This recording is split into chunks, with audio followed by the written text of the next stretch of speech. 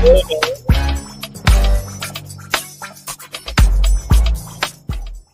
was in the mood, so I said, let me go live. Because you guys are coming in. Thumbs up. Share. Subscribe. All those good jobs. Because that's the most important thing you can do right here on this platform. All right, so y'all thumbs up as y'all are coming in. If 93 of y'all already in the building, these likes should already be at 80, 85, because we ain't got no weirdos over here. All right, so those likes should never be lacking. So y'all want them thumbs up.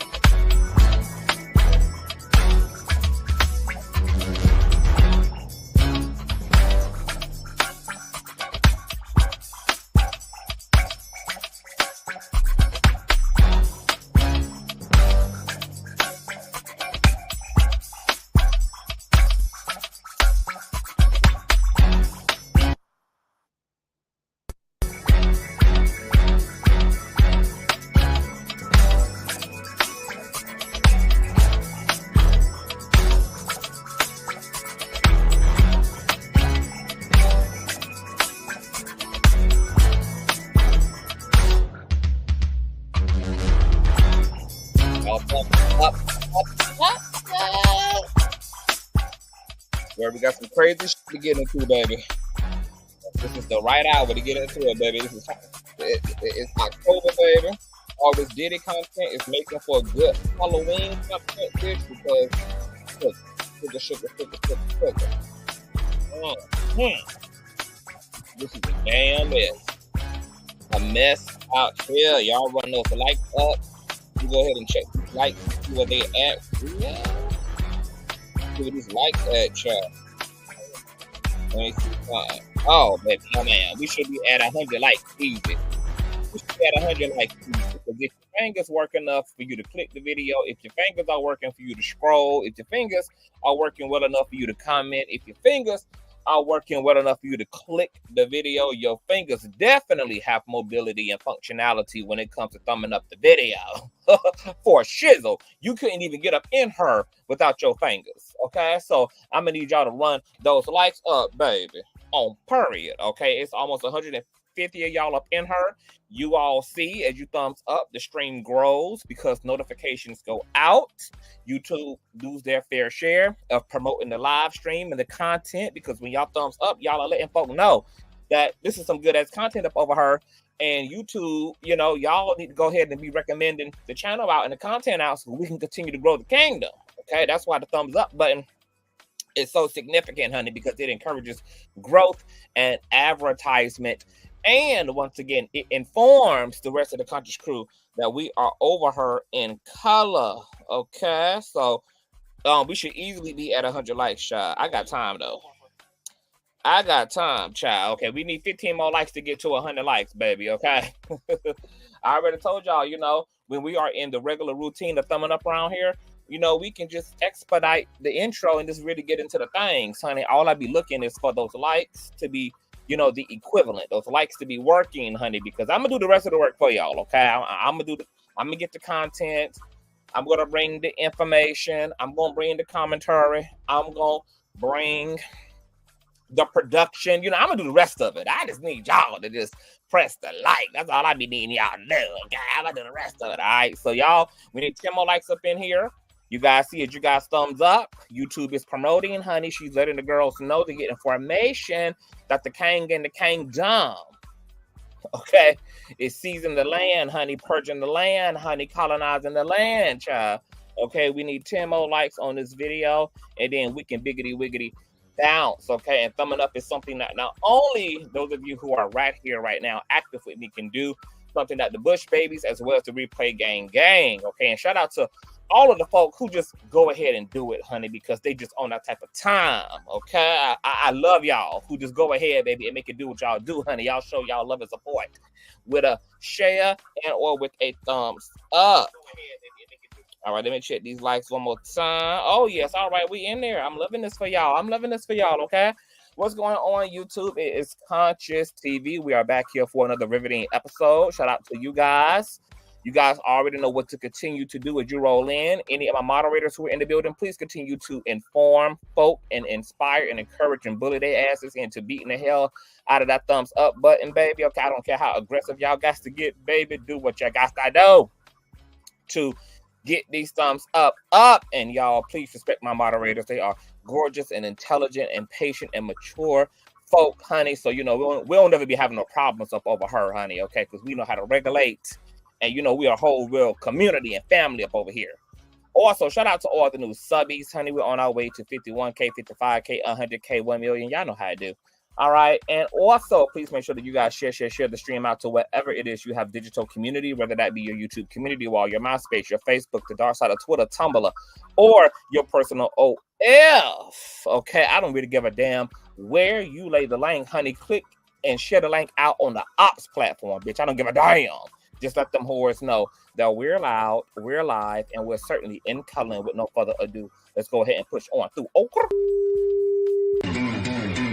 I know a place where you can recharge your soul. Baby, that's Consciouztv. And in the midst of brokenness, he gon' see your asshole. Baby, that's Consciouztv. You gon' heal, you gon' laugh and catch a little shade. Ooh, girl. Y'all know he be slaying, y'all better stop playing. Come hear what he's saying. Ladies and gentlemen.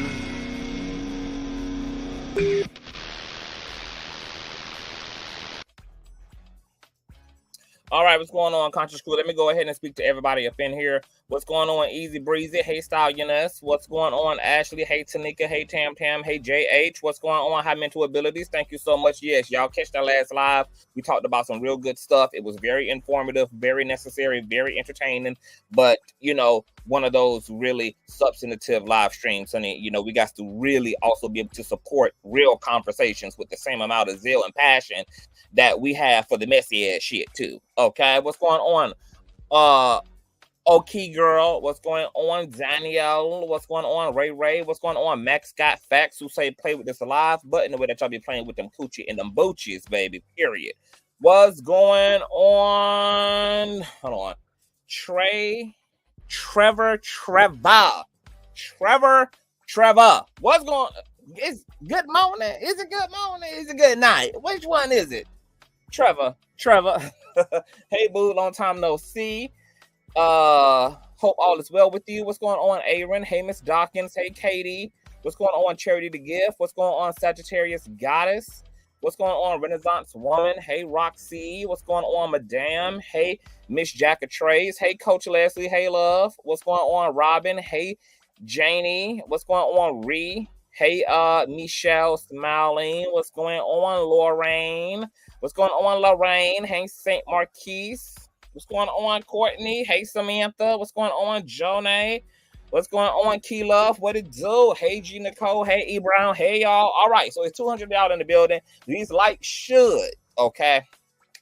If y'all on good behavior, baby. If y'all on non-hater time, these likes should be almost at 200 too. It should be somewhere between 150 and, you know, 180. That's where they should be if y'all ain't on no hateration time. But see, I know how y'all get down, baby. Okay, that's why I'm not torturing y'all, bullying y'all, and just absolutely whooping y'all into you know, submission and things, because, you know, we got to do what we got to do over here in order to move the train along. Now, there's a few things I want to get into as it relates to Miss P. Diddy, girl, who is somewhere eating cold ass fart infused food in a 10 by 10 sale, just begging and pleading with them white men to get his ass up out of prison, baby, because he can't abuse nobody. He can't baby oil nobody ass up, baby. Okay, he can't drug nobody down to the ground. Okay, he can't be passing men around like mints, bitch, at an event. He can't do none of that. Yeah. Okay, so we know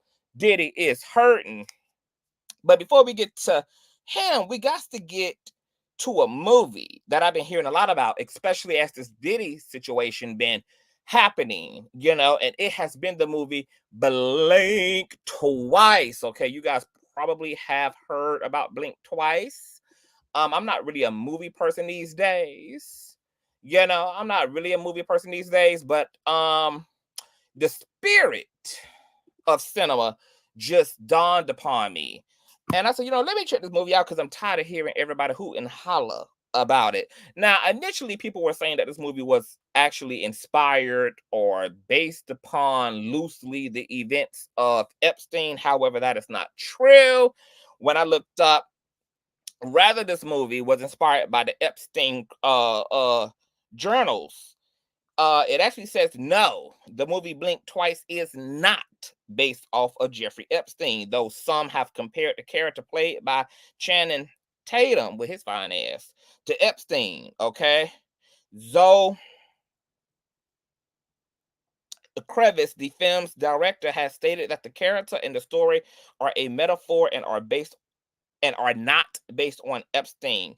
Blink Twice is a social satire that explores class, welfare, and gender politics. It tells the story of Frida, who is taken on an island vacation by billionaire Slater King, but things take a darker turn. Crevice co-wrote the film with E.T., whoever the fuck this last name is, who also wrote for the series High Fidelity. I love the movie. I loved it. I loved it. I loved it. I actually prefer these type of like horror movies because you know the classic monster boogeyman in the closet shit just don't do nothing for us.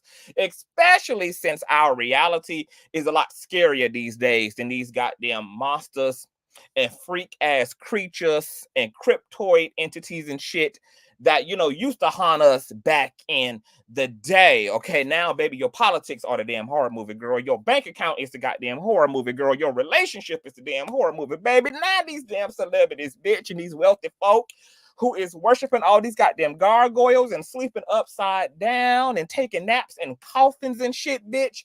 They are the ones, sugar, who are the real boogeymans of the world. So movies like Us, Get Out, and movies like Blink Twice, they're more relatable.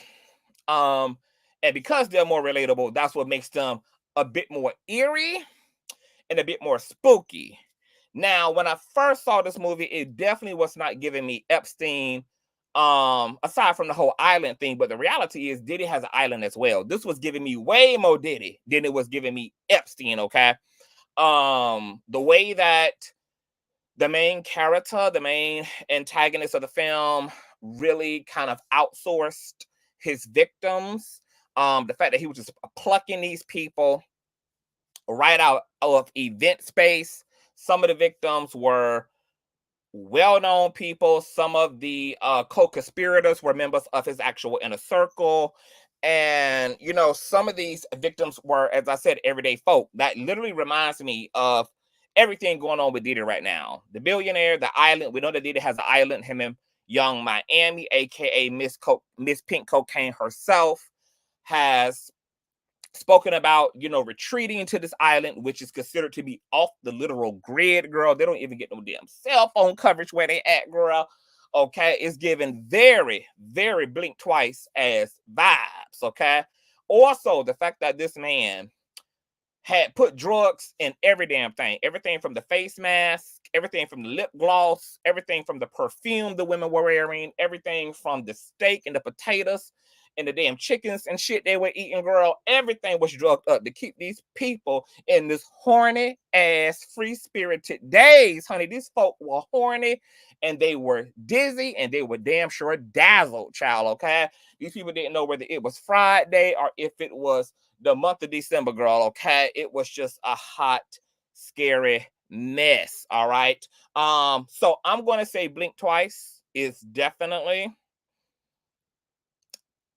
more adjacent to Diddy.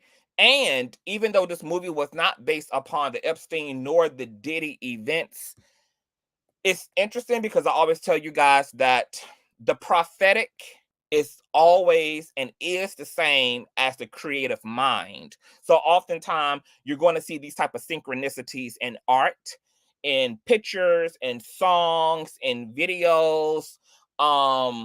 There's always been that, which is why you have all of these synchronicities in history, okay? One thing that's eerily and ridiculously connected to another thing that's completely and utterly seemingly unrelated, but somehow tie themselves together in similar concepts and likeness, okay?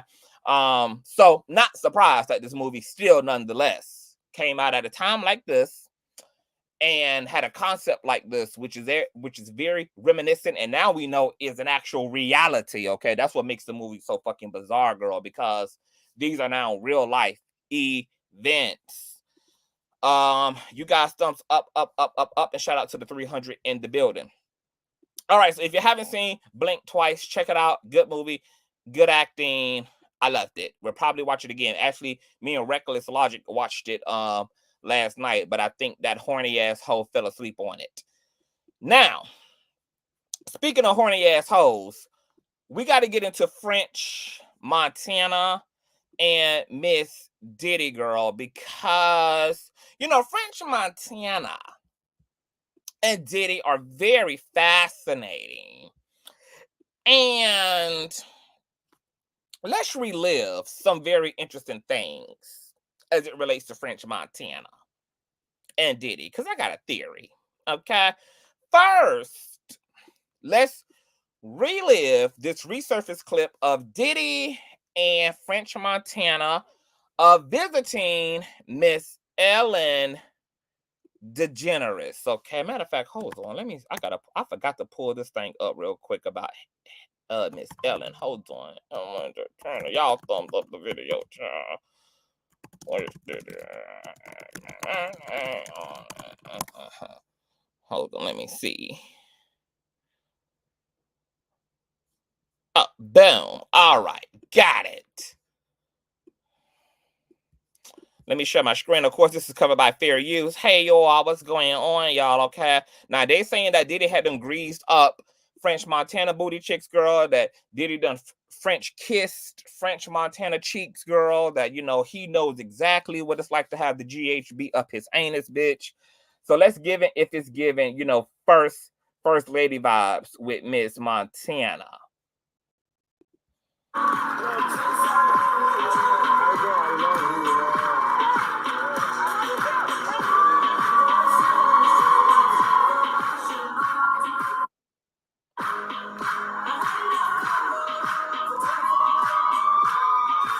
Okay, so we're going to call that the sex offender dance, baby. Okay, let's check that out. Let's rewind that a little bit, girl. That's called the sex offender club dance, child.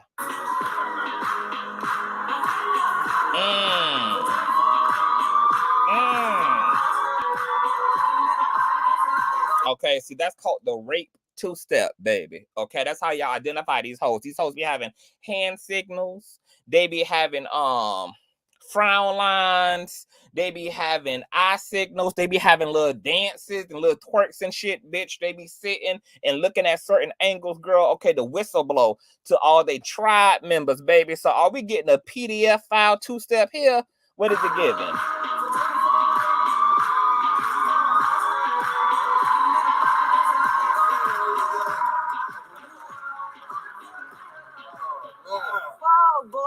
The show. What's up, big brother? Oh my God, girl. Oh my God, girl. Diddy couldn't even resist that meat, girl, in front of tens of thousands of Americans, girl. He couldn't even resist that fucking meat, baby. He trying to close that shit up because he know that Ellen DeGeneres, wild, belligerent ass girl. Okay, she go in every direction, okay? Ellen DeGeneres, in my opinion, poses as a lesbian. But I think all these freak ass hoes who belong to these elite ass circles where they be drinking adrenochrome and sacrificing damn children and skinning cats and worshiping the damn owl at Bohemian Grove and stuff, I think these people go actually every which way, girl. They go every which way, girl. So Ellen DeGeneres, she capitalizes off of identifying as LGBT, etc. child. But trust and believe, Ellen is hitting the goddamn dick, in my opinion, too, baby. And because her and Diddy have a very close, very special relationship, and he know how much of a heathen or a lesbian she is, bitch. How much of a dick gobbler, how much she love to use that super soaker throater, not only on clitoris, but on male peen, bitch. He is making sure that French Montana keep that dick in a Ziploc bag, bitch. you two come together? He ain't playing with her motherfucking ass, girl. And look at how he looking at Frantana, girl. He ain't smiling at nothing, bitch. He ain't playing. Lock it up. Lock it up. I mean, this is really a special relationship. So this is big for both of you. But how did you come together? Love. Okay. Team On love. a website or like what is that? Well, man, check this out. We made it, man. Yeah. All the nights we talked about being on the couch together, we here. Look, Yeah. right now, being in the present. That's Ellen right there. You Wow. did it. You know what I'm saying? You did it, baby. You did it, man. Tell your story. You know, honestly, it was just like, we met in Vegas for the first time ever. You know. Girl, why is French Montana lip gloss popping like this? Why his lips all savory and moist and saliva like, girl? Okay, is that the damn baby oil, girl? It's the baby oil substitute for chapstick, baby. What's going on with the lips, girl? I'm sure I heard about him more than Girl, he'll put little mama ass out of business. heard about me. Right. But when I met him, it was just like, I was like, you going back to New York tomorrow? I'm like, yeah. Like, come on, get on my jet. We're gonna go back together. Come on, girl. That's definitely y'all. Y'all gotta watch Blink Twice, girl. Every bit of this giving Blink Twice, baby. Everything that Miss Zoe Crevice cooked up, baby. All of that's giving Blink Twice. Blink Twice, the billionaire, just literally putting people on jets. Like, y'all want to come? Let's go. Just scooping motherfuckers up, girl. Bring all your friends too. To take them back to Baby Oil Island. Then we went back. We landed, and after that was history. Now y'all saying where can y'all watch Blink Twice? I'll watch Blink Twice bootleg. Okay, it's a site called 123 Movies. Okay, I don't be putting money in none of these labels' hands and none of these networks' hands, baby. I bootleg music. I bootleg movies, bitch. Okay, I bootleg documentaries, girl. 123 Movies is where you can find the free 99 version of Blink Twice, girl. And they got the DVD copy, okay? It's a good, clean copy. None of that shit like them niggas used to be doing in the late 90s, putting the old time, camcorder and shit up with the damn hyperpixelation and stuff. Yeah, ain't none of that going on over there on 123 Movie, baby. So 123 Movies, y'all check that out. So here it is, all these freaks sitting in one group together, girl. Diddy trying to close up and put French Montana dick in a Ziploc bag, girl, because he know that bitch Ellen, who posing as a whole carpet muncher, ain't really nothing but a damn heterosexual woman with a fade, bitch. Okay, Ellen is a heterosexual bitch with a fade, bitch. He knows the games that are being playing, sugar. Okay, now there's another clip of French Montana and Diddy where he sit on the couch and Ellen starts canoodling and being very affectionate with French Montana, girl, and Diddy just gets up, seemingly just shocked and in awe because this pale, bald head, straight bitch is playing in his goddamn face, and he can't believe even more that his bitch French Montana is going along with the playing in his face because, he knows, French and Ellen knows how Diddy's, punishment goes. He knows the way that he double downs and he rules all over them in the freaky diabolical things that they forget in the morning because they got infused GHB baby oil and lubricant to help them to forget the punishment and the diabolical fuckery and foolery that happens when P. Diddy don't get his way, when he is just in his energy of liking to, because Diddy has a torture fetish. He has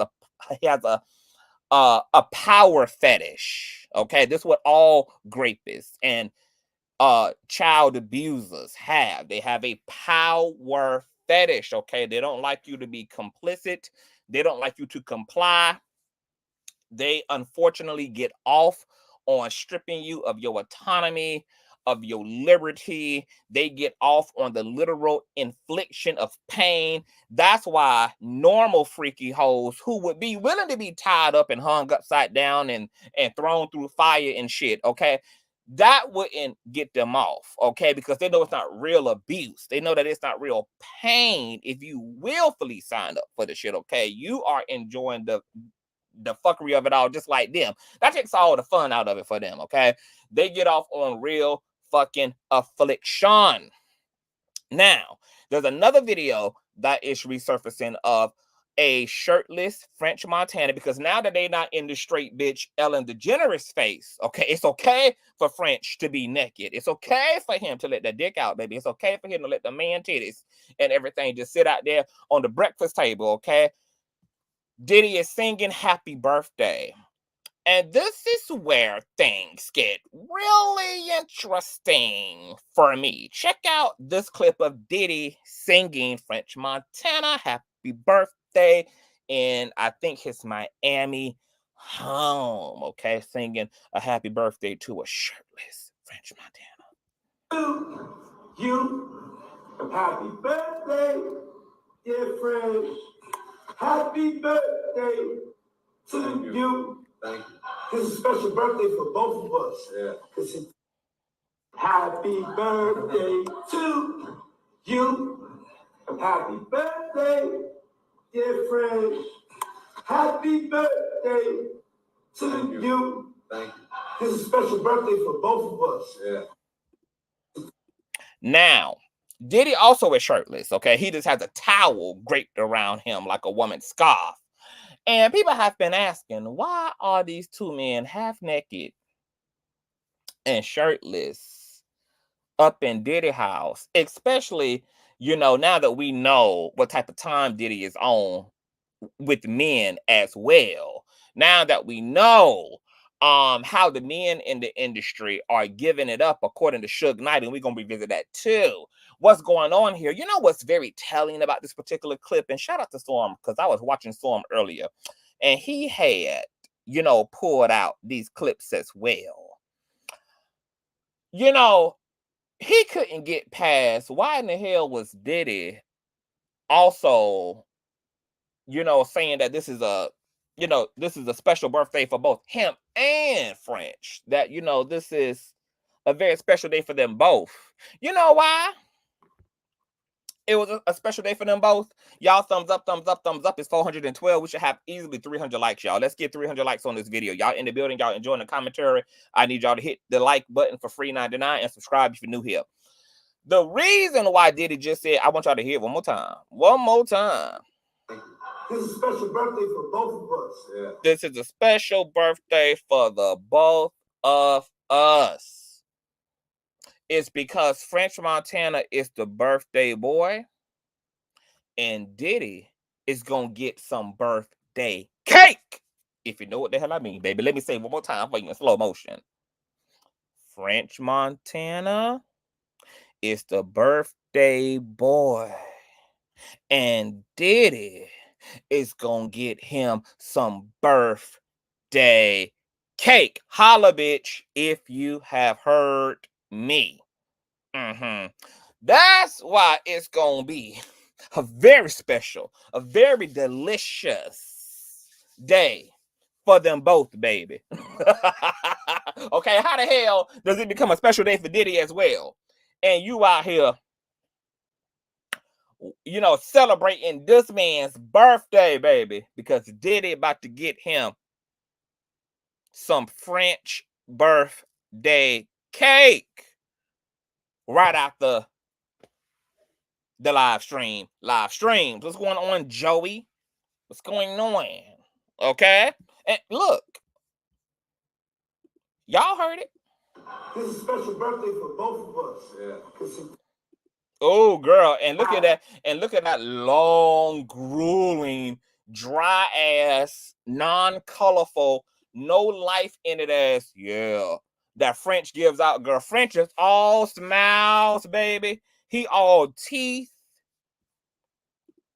up until this very moment of Diddy announcing, baby, oh, this is gonna be a special day for the both of us, baby. For all we know, girl, this could have been French Montana's initiation. And because French Montana know what it means, girl, that this is going to be a very special birthday, a very special day for them both, bitch. Baby, all that excitement, all that thrill, the reality of what the fuck he done got himself into, baby. The goddamn Illuminati contract is about to be signed in bussy, blood, and lubrication, bitch. He ain't here for it, baby. But nonetheless, bitch, he got to have a check cut, girl, because he need his bills paid. Because how else are these niggas who ain't had a hit since the one on Cardi B's forehead, how are they continuing to pay their bills? We know that the music industry ain't making no money. We know that these labels are hardly making money, which is why they rather kill these niggas, because the insurance policy is the only way that they get to really recoup on their investment for making these niggas halfway any type of famous, okay? So how is a non-relevant French Montana even maintaining his lifestyle still, even in the aftermath of being musically irrelevant? That bussy blood signature, baby. It'll take you right on across the finish line, girl. Let me let y'all hear the distress call in French Montana's. Yeah. After Diddy announced how much of a special day, girl, it was going to be for them both. This is a special birthday for both. See, he all smiles. Ooh, baby, that smile turned to frown, baby. Look at that. French Montana all smiles, baby. Hands greasy, palms greasy, baby. Oh, he ready, baby, for the shenanigans. Until he realized, girl, that at some point within the next 24 hours, baby, he about to experience the biggest douche in his entire life. Special birthday for both of us. Yeah. Did y'all hear that, girl? Yeah, girl. Blink twice, French Montana. Bitch. Blink twice, sir, if you need our help. Now, to make matters worse, okay, y'all know Suge Knight recently did an interview, girl, with Chris Cuomo, or whatever the fuck his name is, girl, that big sexy ass white man that's built like Terminator over there on somebody's left wing news station, girl. You know, he called in and did an interview.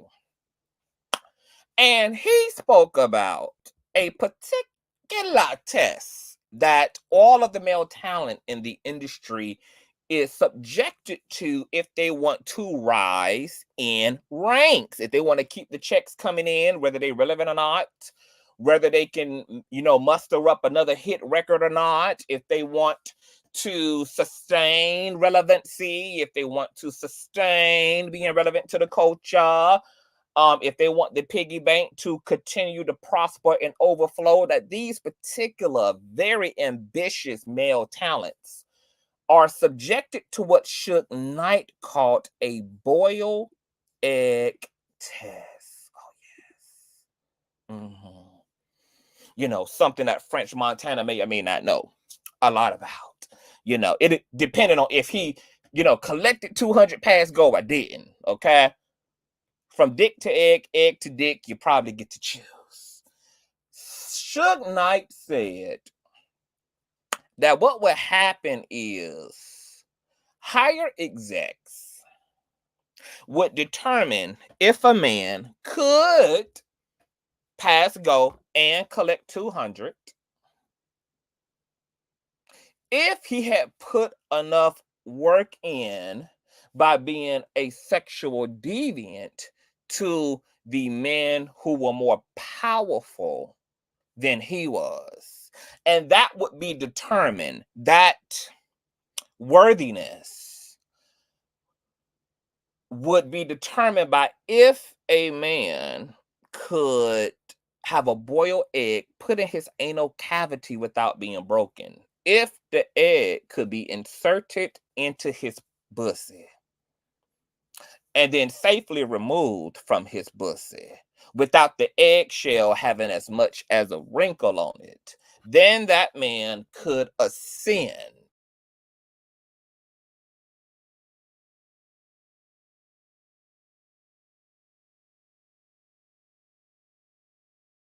He wasn't ready. He wasn't desperate enough. He wasn't codependent enough.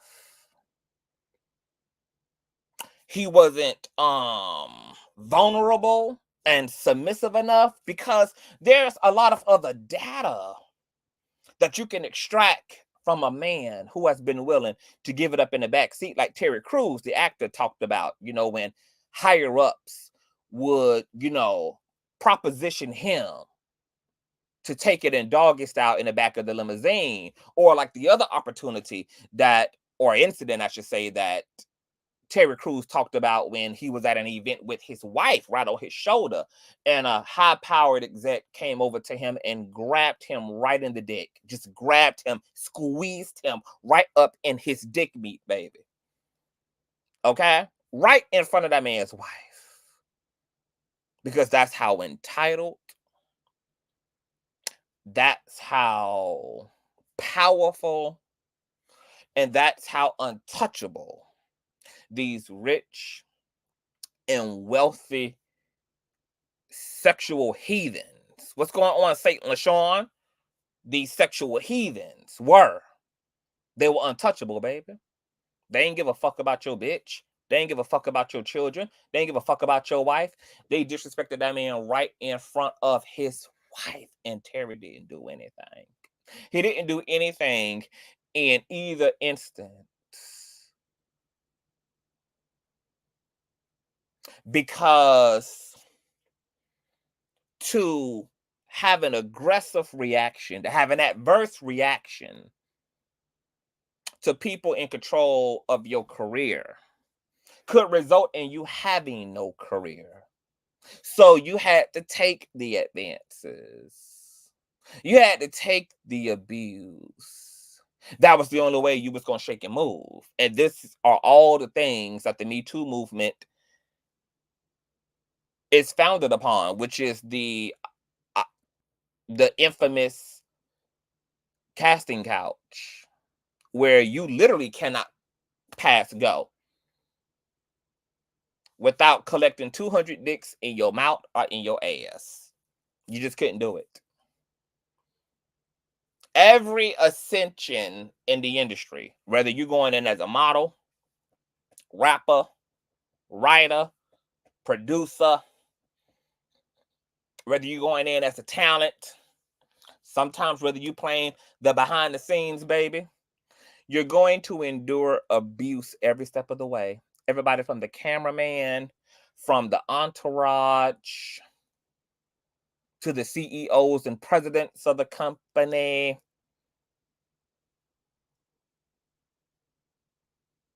You're going to be flipped and dipped like a Sunday's pancake.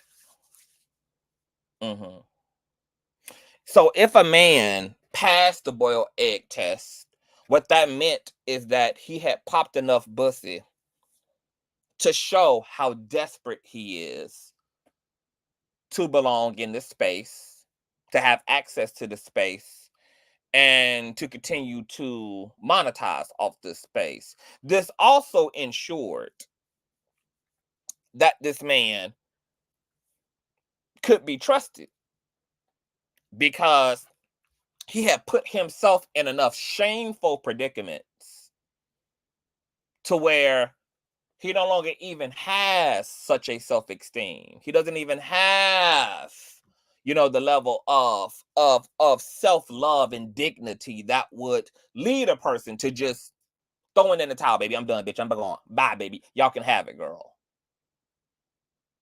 Okay? So a man being willing to submit himself anally to the powers that be was a sign that he could be trusted and that he was in fact desperate. And we all know that the more desperate you are to fit in, whether that's with the Bloods or the Crips or with your high school, popular assholes, your high school popular jocks, your high school popular social cliques, the more desperate you are, the more you can be bended, you can be contorted, you can be used, and that you would be complicit because you're that desperate to belong. All right. Now, here it is. You see Russell Brand, who ironically, he used to be one of my favorite melanin deficient men, one of my favorite melanin deficient entertainers. But, in recent times, I just don't know how I feel about Miss Russell no more. And I'm so sad about it, because I loved Russell's transformation from entertainer to spiritual guru, girl. He became the European equivalent of, you know, John the Baptist and everything, was damn near walking on water, preaching that good shit. Now he supports Trump, and, you know, he done been accused of essay by a plethora of women. Of course, Russell Brand has denied, you know, those claims, and those women have not pursued any civil nor criminal charges against Russell. But he also ran rampant with Diddy. You know, he's in interviews that we have cited in past live streams where he talks about, you know, having a particular blink twice level summer with Diddy, girl, that it was inarticulatable. Okay, the things they got into, girl, were completely demonstrative, child. Okay, so for those of you who are not too familiar with Russell Brand, okay, he is a British actor and comedian whose rise to fame became international. He played in a plethora of movies such as My Greek Wedding. He was also married to pop star Katy Perry. He's had a very successful run in comedy and acting and in just pop culture, etc. And he also was a drug addict most of his life and a sex fiend. Okay, he was hyper addicted to that orgasm, to busting that nut, to stroking that meat, baby. Okay, and according to him, you know, in his cracked out, cocaine fueled, horny nights, he indulged in all type of nasty men and sweaty things, and, you know, just did things that were just very shameful and unbecoming of him as, you know, a 6'10" British, you know, supermodel girl. Okay, just did sickening shit. So, you know, it terrifies me, girl, to think about what type of shit, girl, took place between Miss Russell and Miss Diddy, baby, because both of them had the same proclivities at one point in time in Russell's life, girl. You know, Diddy right now is locked up on racketeering, RICO, and, you know, human and drug trafficking, girl. So sextivities, orgies, nut busting, pussy rubbing, dick stroking, cocaine, all type of methamphetamine and altered states of consciousness and being dizzy as hell, bitch. Those are all the things that turned Russell Brand up, girl. So I am scared. I am scared to contemplate what my melanin deficient ex-baby daddy might have been doing in the secret places with Diddy, girl. What was happening on that Vegas trip that he said Diddy scooped his ass up in and forced him, girl, that Diddy forced him on a Vegas trip, girl, that forced him to get on the private jet, girl, and the shenanigans ensued, girl, and everybody from Russell Brand to my other ex-melanin deficient baby daddy, Ashton Kutcher, who ran hard with Diddy, attended all his parties. You're going to see him in some footage tonight that I'm going to play. He's also saw things that are unspeakable and unheardable. He's all in interviews, you know, talking about, you know, just not being able to really be able to publicly describe anything he was a part of with Diddy, because that's how more than likely illegal and more than likely criminal everything was that they did. You know, there was a particular interview that I've played here where Ashton Kutcher is on a podcast, and the podcaster asked him directly and said, look, you know, can you just give us one amazing memory, you know, from a Diddy excursion? And, you know, Ashton Kutcher was just sitting there confused and dazzled, girl. And, you know, he's just twirling through the fucked up shit in his head, and he's like, yeah, nope, not that, yep, nope, not that. Girl, there was not one single socially acceptable memory that he could tell as a gag story to the general public, girl, because it was all twisted, it was all shameful. So Russell Brand, not only being a heavy Diddy best friend who had very wild Vegas trips and very wild summers with Diddy, also posing with him with the infamous boiled egg, bitch. There are just too many motherfucking coincidences, baby. Ain't nothing feeling right. everything has a blink twice energy and synergy to it. Y'all, thumbs up, thumbs up, thumbs up, thumbs up. It's 500 of y'all in the building. Continue to thumbs up this video. We should be well over 350 likes easily, y'all. Moderators, please encourage folks to thumbs up the video. Please bully them, harass them. You know, I don't care whether they file lawsuits against y'all. Do what y'all got to do, baby, to get these thumbs up, baby. Okay, I'll cover your suit. So, this boiled egg text. Why the hell is Russell Brand posing with a goddamn boiled egg? Next to the king of boiled eggs, next to the king of grape, the king of sexual abuse, girl, the king of human trafficking, baby. Why the hell is Russell Brand sitting here kissing on the egg, girl? Who is Russell Brand whistleblowing? Is he saying he ready for the next level? Who is this imagery for? Because it's not for any of us. You know, because before Suge Knight came forward and let us know about the boiled egg test, it ain't like we would have known and been able to recognize these signs, these signatures, these, you know, signs and wonders, as the scriptures like to say, baby. Signs and wonders. Because these people be whistleblowing and communicating, you know, to one another through all the symbolism. All their occultic ass symbolism, all their black and white checkerboards, all their all seeing eye shit, bitch. Okay, using spiritual technology for self-gain and evil. Too many coincidences, shit that make you scratch your ass and shit that you can't unsee. Now, speaking of can't unsee, taking it back to French Montana, who was more than likely about to be introduced to the boiled egg, baby, to see if he was going to pass it on his birthday, to see if Diddy had finally greased up and been in that pussy enough for the egg to not break, and that French had lost his goddamn elasticity once and for all and could be rightfully so, you know, invited to worship these goddamn pterodactyls and dinosaurs that these people be praying to for their wealth, girl. Ellen wished Diddy an interesting happy birthday. If you guys been keeping up with the content, we've covered this interesting birthday wish by Ellen to her good friend the Diddler back in November 4th of 2016. I'm so ashamed that Diddy is a Scorpio. But she said, "Happy birthday, P. Diddy, Puff Daddy, Sean Combs, or as I like to call him, Cuddle McSnugglestuff. And you don't need to know why." And then she acts the abuser. This is some weird ass shit. You got this bald-headed ass bitch posing as a lesbian who's a full-on dick gobbler and lover, in my personal opinion. But capitalizing off the whole LGBT thing, baby, because there's money in the whole LGBT identity thing.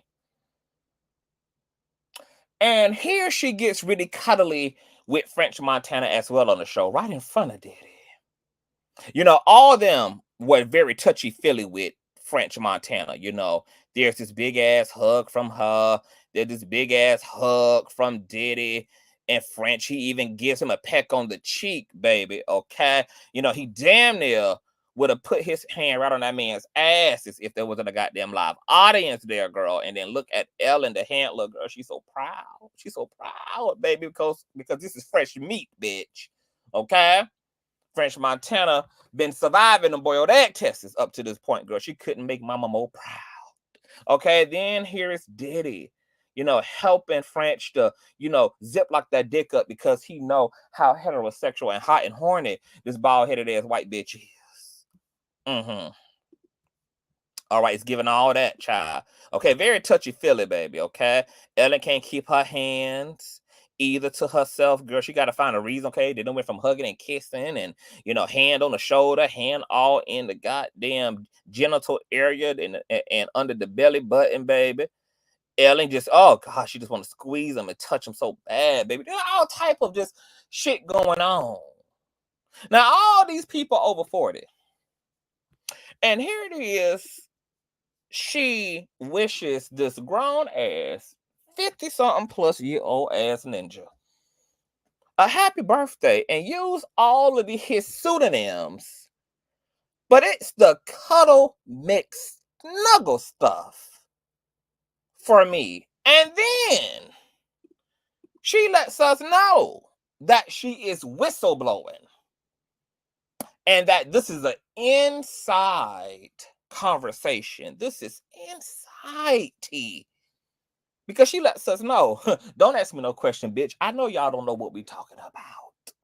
You don't need to know. Oh, baby. And we don't, bitch, but guess who do? The feds. The feds, baby. Because for you to call a grown-ass man cuddle mix snuggle stuff, especially now in light of Diddy being sued out of all his goddamn royalties and fortune, having to give up the mansion, the mini mansion, his mammy's mansion, and even his newborn baby's passport, bitch. These civil suits have accused him of trafficking minors. Lil Rod's lawsuit did. Don's lawsuit did. These recent lawsuits filed by Tony Busby representing 120 Diddy victims, 25 which were underage at the time that they were assaulted, as young as 9 years old. Recent lawsuit filed by a woman claiming she was 13, then 15, then 16. Ellen seemed to have known something, of course, that we didn't. Cuddle McSnuggle stuff is a very childlike name. It's what you give it's what you give. It's the kind of nickname you give to a child's teddy bear.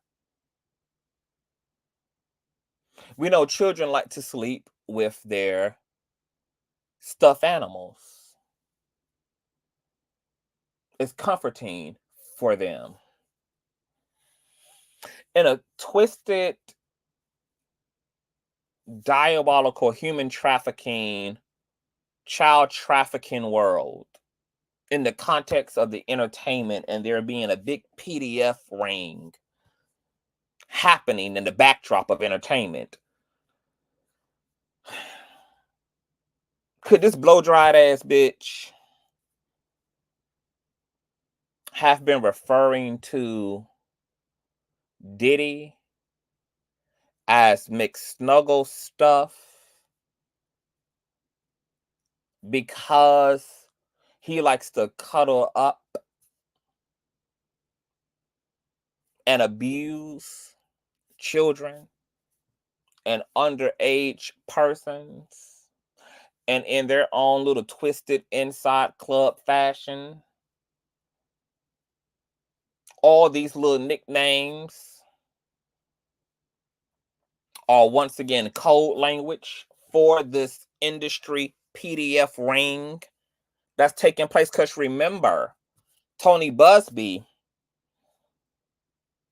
said that some of these parties that Diddy would host, some of these events where people were abused, where children were abused, didn't just take place at hotels and after parties and event spaces, but they also took places at the private residences of other well-known celebrities. Tony Busby also said that other high-profile celebrities who were going to be name-dropped in these silver suits have already started settling out of court and financially amending their situations with some of his clients in exchange for anonymity. Tony Busby also said that some of these parties, because keep Ellen DeGeneres' nickname for Puffy in mind, cuddle mix snuggle stuff. Tony Busby said in his press conference, and it was later confirmed by Radar Online and other publications, and I heard it with my own ears. He said some of these events would be called puppy parties. That's right, puppy. Puppy parties. Not puffy, but puppy parties. Another weird, twisted ass code language to describe persons doing criminal and inappropriate things with underage persons and events, targeting and centering around the actual exploitation of children. Because what the fuck is a puppy? A puppy is a prepubescent ass dog.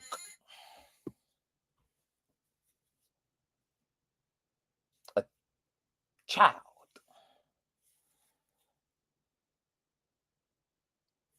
Puppy parties. So you guys wonder why you're getting all these lawsuits from people who were various ages and who were non-legal, who were trafficked by, in one lawsuit, Diddy's limousine driver, who found a 13-year-old girl trying to get into the VMAs in what, 2000? He told her that she was Diddy's type and just what Diddy was looking for. Packed her up, hauled her off to a private location where he was, where her nightmare occurred.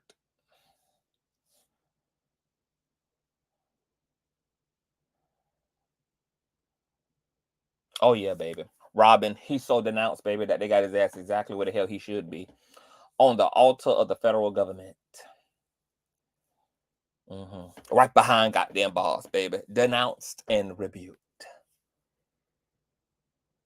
Puppy parties, Ellen's snuggle, mix, snuggle stuff, and we don't need to know why. Her words, not mine, baby. Happy birthday to Cuddle McSnuggle stuff. We don't need to know.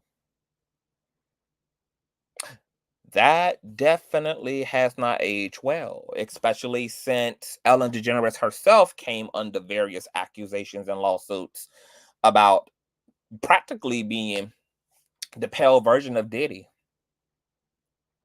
Inappropriate, controlling, abusive, and running her workspace like a slave ship. Other very successful high-profile celebrities such as Kanye West has been hit with an influx of similar accusations. Everybody from the Yeezy employees to his PAs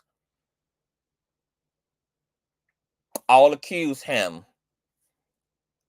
and his wet wipe ass wife of disseminating corn to underage interns at the Yeezy factory, subjecting other businessmen and women in meetings to pornography, recording his sexual excursions with other females and models in the industry, and then using them to attempt to entice other employees and to get them to participate in not only fucking him, but also trying to get them to offer their mothers and their parents up to him in these twisted sexual fantasies. You guys know they were damn banned out of Venice for being inappropriate on a canoe ride when Miss Bianca decided she wanted to give her man fellatio. And that's after reports had came out that Kanye West was funky as hell and not washing for 4 and 5 days at a time. Okay, and smelling like a 7-month-old onion underneath all that goddamn pleather and Michael Jackson Thriller material that he was running around in good summer heat. And if these were the ratchet ass things that these people was doing out in the open, bitch, then you can only imagine the fuckery and the funk that went on, bitch, behind closed doors. The fuckery and the goddamn funk of it all. If this what these people were doing out in the open. Oh yeah, you heard it, baby. Funkery and funk. So Ellen's cuddle McSnuggle stuff and puppy parties. Yeah, baby. I'm not gonna say that every lawsuit that's filed against Diddy is genuine, but baby, what I am completely and utterly convinced of is that Diddy damn sure is guilty of a lot of this shit. Even if it only happened to one minor, even if it only happened to one male, even if it only happened to one female, guilty as fucking charged. But that's Ellen's cuddle snuggle stuff. And it's all intricately tied together.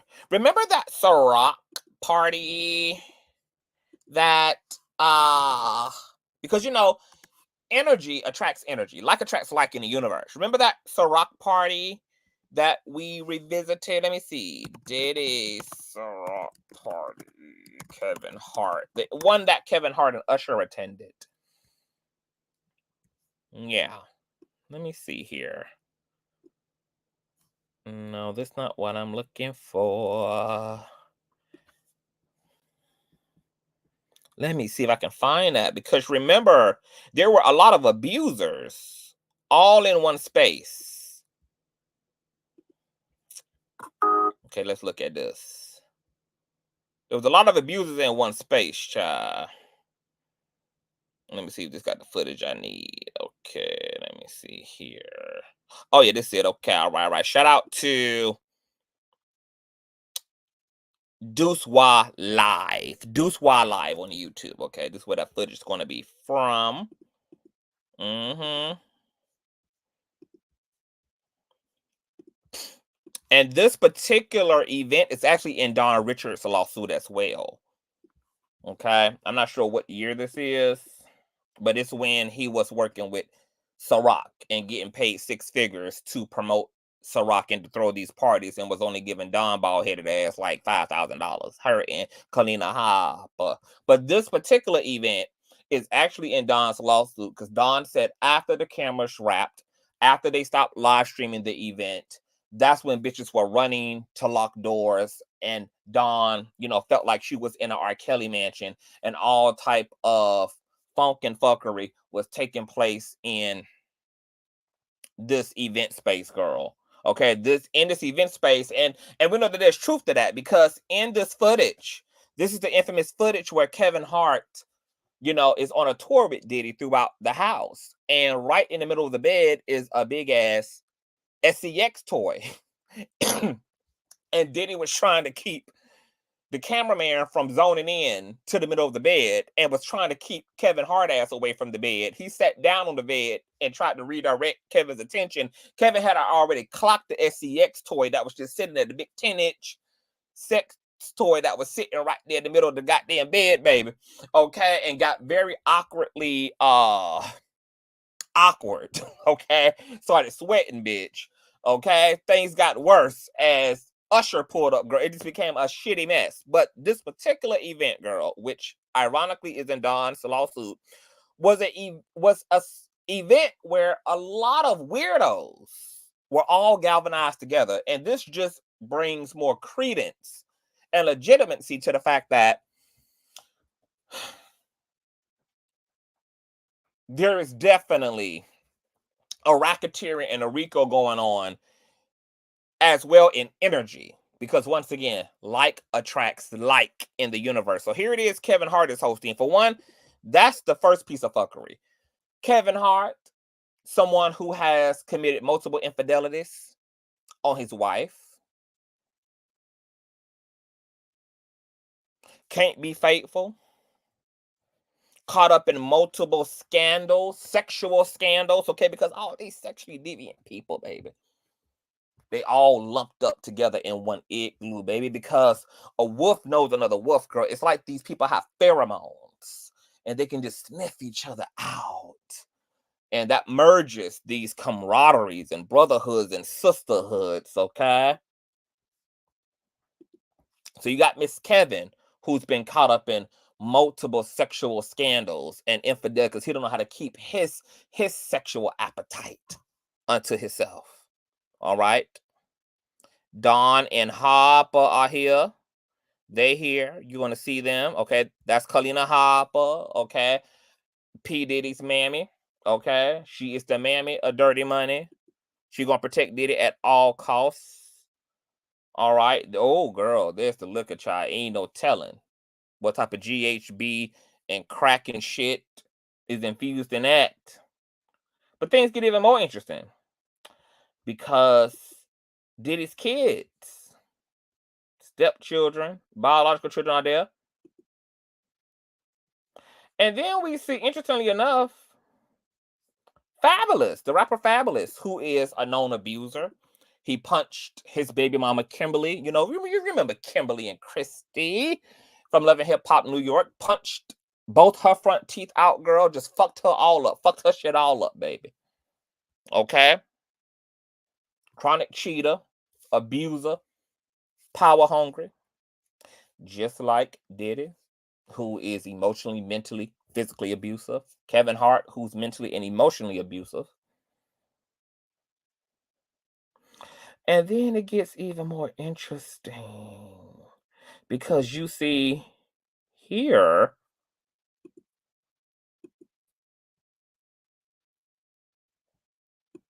let me find it. Let me find it for you. There's one more figure. Trey Songz, another known abuser. Multiple lawsuits against him for assaulting women sexually. Diddy is even listed in some of the lawsuits against Trey Songz. And some of the lawsuits against Trey Songz, these assaults actually took place at Diddy events. Diddy apparently was bearing witness to some of the abuse of these women, okay? It's all tied and tethered together, baby. It's Rico in energy, racketeering ass energy, baby. Like minds attracting like-mindedness. Okay, and then Usher, of course, is there. Gonna show you guys. It's Usher, baby. Okay. Show you guys Usher. All right, here's that infamous footage of the SEX toy in the middle of the room. There it is right there. You guys can see it right here. It looked like a rabbit too. It got the little part here that played with the clitoris. The part that you insert into the vagina. That thing looked like, you know, a vibrator 4.0, bitch. Look like an Elon Musk ass vibrator, baby. You know that shit gets shit popping. Okay, it gets that pussying. All right. Kevin Hart is acting all strange. Okay. Did he try to haul ass up out the room, bitch? Slap the cameraman out of the goddamn way, girl. Okay, let's film everything to the right of the house. All right. Shit gets more weird because Diddy begins to recount a time where him and a young underage Usher used to wake up in bed together. Then he caught himself, okay, because you know he already fucked up on crack and coke and GHB and all type of other weird ass Epstein drugs, girl. Okay, so Pandora's box is about to open the hell up, girl. But luckily he had to caught himself, and then Kevin Hart catches where he going with this, and it's like, girl. Guard stage. That's my brother right here from day one. We used to wake up And I mean, damn, pause, but like, check this out. I mean, back in the days when he was like 10 and I was a little bit older, his older brother, we used to fight over the Frosted Flakes. You know what I'm saying? Before pause was invented.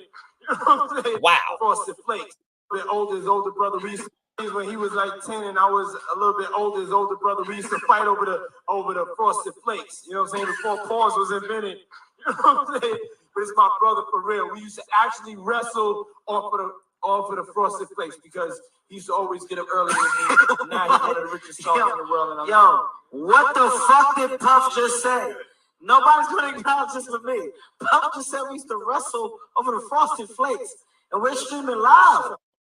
Now, interestingly enough, Kevin was trying to save Diddy. And you can only save somebody if you know what type of time they've been on. And if you know about what the fuck is going on. So you're trying to help your mans to keep him from slipping, baby, to keep the criminality, to keep all the diabolical secrets of it all from this pouring and oozing out.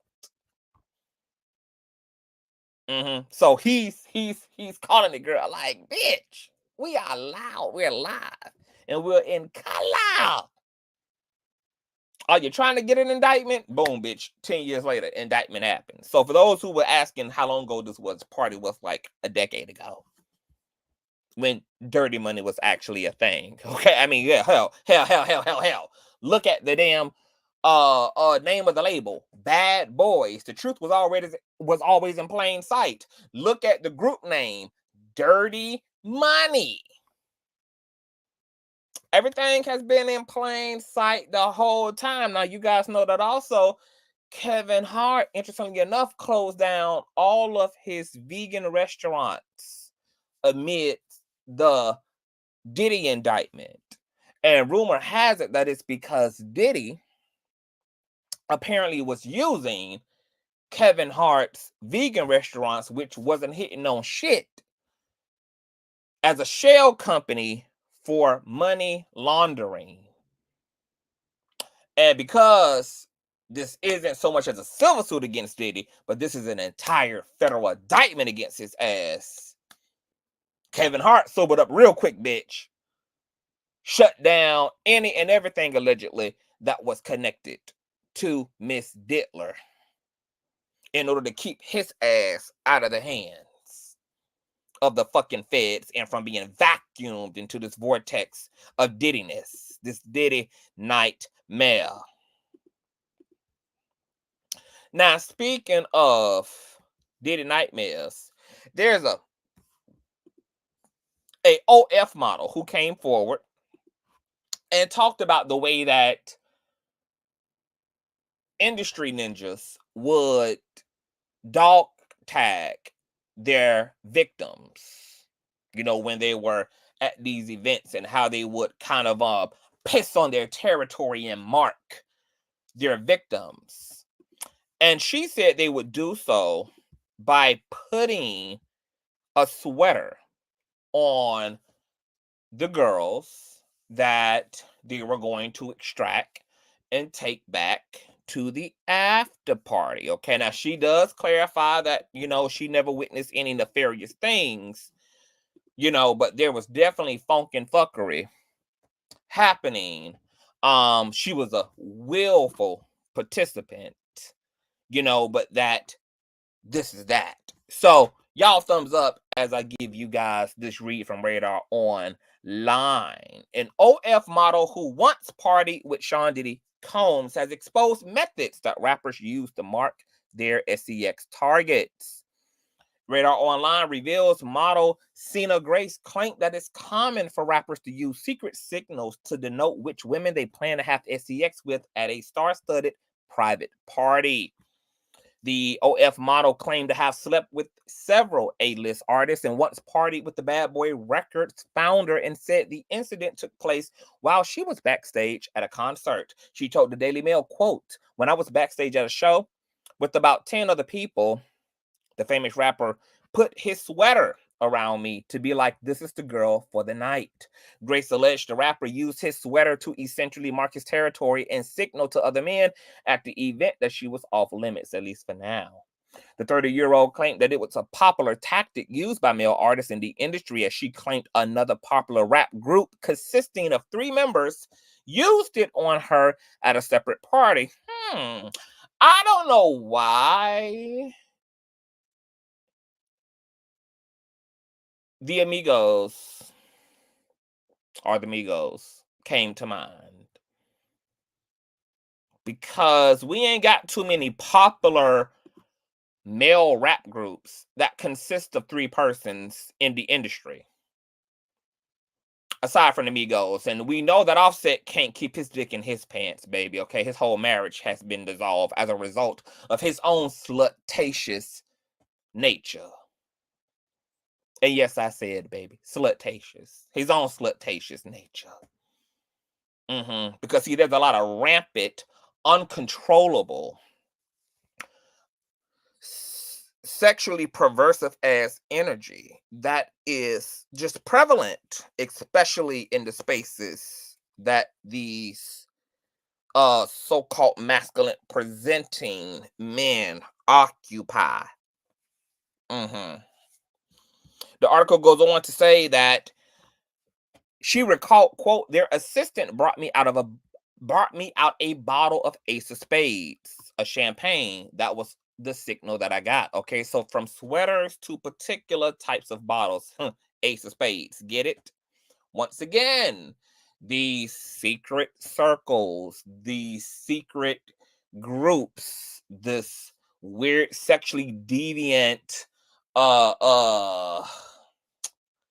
fraternity culture that exists behind the veil of the industry is littered with all type of, once again, symbolisms, handshakes, gestures, hence Russell Brand and boiled egg and all of the spiritual occultism that they weaponize and use as left-hand paths in order to subdue their consumers, their victims, for self-gain, for money gain, for popularity.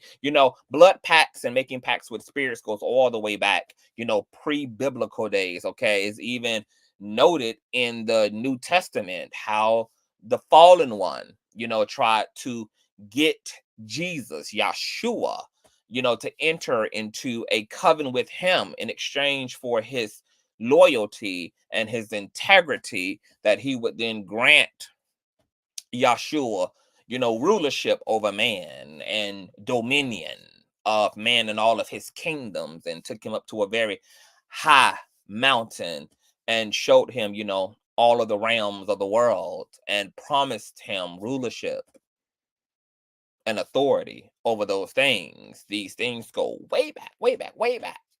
So everything from handshakes to hugs to various symbolisms, now to dog tagging women with sweaters. We already know that Diddy loves to dog tag through the white nail polish and the white toenail polish and all of that shit. Even his own big wig wearing ass mammy, sitting out in the backyard with him, kissing him all down in his goddamn mouth. Talking about how she can bend over and make her hands touch the floor with open palms. And Diddy was pimping her out, to men under the guise of a dating show. And, they was out there getting those infamous IV drips that Don talked about, how Diddy would, force his victims and participants to recover from 3-4 day freak-offs by having IV drips administered and various other medicines to help them heal their bruises and to regain their souls. Coincidence? My personal opinion, I think not. And then straight after the show, I was ushered to a private room. While she claimed to have hooked up with 2 of the rappers in the group that evening. Oh my God. So wait, this OF model is also claiming to have hooked up with, can't be no other than the Migos. And we already know. We can reasonably assume one of them niggas had to be Offset. I mean, because Offset is the slut of the group. He's the whore of the group, baby. Okay? His marital vows before the Baphomet wasn't even enough. to keep his dick in his pants, girl. So we know, he chopping down pussy like he at a Golden Corral buffet. I'm going to assume the other one was probably Quavo. Especially since he loved to fight bitches in the elevator over a PS4 game. Takeoff gave me more like shy dick. Gave me, like introverted dick. I think Takeoff had a lot more discretion about himself. Had a bit more holiness about his dick, than his two compadres and family members. The psychic said Offset that one time. Yeah, it gotta be Offset. We know. Offset is with the shits. The article goes on to say that she never saw any nefarious behavior from the embattled music mogul at his event. However, she suggested the evening may have gone differently had it not been a kid's party.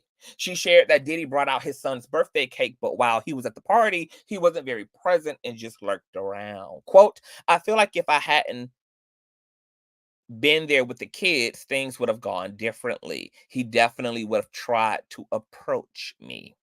In a surprising twist, Grace revealed that she never heard of any horror stories about Combs prior to his shocking arrest. She said, quote, I've never heard anything about Diddy's parties until everything came out, which was quite shocking. Okay, so OF model who hooked up with two members of the group we can assume to be the Migos, which we're more than likely going to assume was Quavo and Offset. Talks about being branded with, the infamous sweaters, which not only did he use, but other male rappers in the industry use as well as a way to dog tag their women. Okay, hence the alleged Migos in this instance. Now, while OFer was off running her dick sucker, more lawsuits were piling out and accusations were pushing through. Courtesy of the NY Post, a pro athlete. Hold on. I don't know why this damn screen is screening. The 600 y'all in the building. Make sure that you guys are thumbing up, up, up, up, up. This is how we're doing this, honey. The stream is growing as a result of those thumbs up. Y'all continue to thumbs up, please. Thank you. A pro athlete is on Diddy's ass and apparently intervened in what would have been a full-out SA situation going down. Does anybody have a guesstimation on who the athlete could be in this case? Okay. Let me know in the comment section. A professional athlete, according to the NY Post, allegedly stopped the drunk Sean Diddy Combs from SAing a luxury car businessman at one of his celeb-filled parties, a new lawsuit claims. The alleged victim, only identified as John Doe, claims that the attack unfolded during a launch party for Combs' Ciroc vodka brand around 2022, the court papers state. The man who runs a Los Angeles-based business renting luxury cars and jewelry alleges that Combs stripped off his pants and exposed him after inviting the guest into his private office during the event. Quote, Combs continued to move closer and then grabbed plaintiff's genitals through his pants, squeezing them in a rough and sexual manner, the suit alleges. Plaintiff, shocked and disoriented, frozen momentarily, and did not know how to respond to the weirdly inappropriate sexual advance made by Combs. Remember, Terry Crews reported this same thing happening to him at the hands of a white exec. That happened right in front of his wife. A white, high-powered executive came over to him and did the same thing at an event space while his wife was on his arm, walked right up to him and grabbed him in the dickling. In the dickling, girl. Okay? So this ain't the first time we've heard about this very open, vulgar behavior. This ain't the first time we've heard it. And this ain't the first time that we have heard this in the industry, in the acting world, high-powered execs are doing these things to male actors. This stuff is going on in the music industry as well. The alleged attack only stopped when the unnamed sports star, only identified in the suit as professional athlete A, came into the office and intervened the fouling charges. The businessman allegedly fled the room and immediately left the party, according to court papers. He claims he only decided to attend the event after Combs, who for years had been one of his customers, told him that other high-profile guests in the music and entertainment business would be there. At one point during the party, the alleged victim said he snapped a photo of Combs sitting on a couch with other high-profile individuals. Here's that picture provided to in the lawsuit, blurring out various people aside from Combs, so you can sit in there, and there's ironically a cameraman, because you guys know Diddy loves to film everything. He's an alleged informant for the government and has been running down and helping the feds or helping the damn secret government to set up other high-profile people in order to have incriminating evidence on them with the hopes of controlling them and blackmailing them, forcing them to do the things the powers that be would have them to do politically or economically, socially, etc. A copy of the photo was included in court papers, but the faces of the other apparent celebs were blurred. The allegations were laid bare in the latest flurry of civil lawsuits slapped against the fallen music mogul in the Southern District of New York late Sunday. One of the other recent suits included disturbing allegations that the Bad Boy Records founder raped a 13-year-old as two celebrities joined in at a VMA after party in New York in September of 2000. The slew of suits were filed less than a week after Combs' lawyer begged a Manhattan federal judge to force prosecutors to reveal the names of the ever-increasing number of accusers who had been coming forth with years-old allegations of late. This case, quote, is unique in part because of the number of individuals leveling allegations against Mr. Combs due to his celebrity status, wealth, and the publicity of his previously settled lawsuit, the lawyers argued in the letter. This has had a pervasive ripple effect, resulting in a torrent of allegations by unidentified complainants, spanning from the false to outright absurd. Combs' lawyers have repeatedly derided the lawsuits as clear attempts to garner publicity. Now, mind you, they said all this shit about Cassie, and then boom, we got the 2016 Intercontinental footage that showed him beating the hell out of her, after his lawyers had also claimed that Mr. Combs was innocent and he was this and he's going to fight to, exonerate his name, and then bitch was indicted. All right. But things get even more bizarre as more male accusers come forward, and Tony Busby said that his roster of clientele was split down the middle, that 50% of the 120 are male and 50% are female. So he's representing an even number of both male and female. So we're going to see at the very least 120 lawsuits rolling out, because Tony Busby promised that there would be, and that the accusations would be well vetted. They would be backed up by medical records, by police reports, by all these other things that can substantiate these people's claims. Now, amongst the lawsuits, more are coming forth. Another NY Post article: Sean Diddy Combs accused of drugging personal trainer, passing his body around like a fucking party favor. Check this out.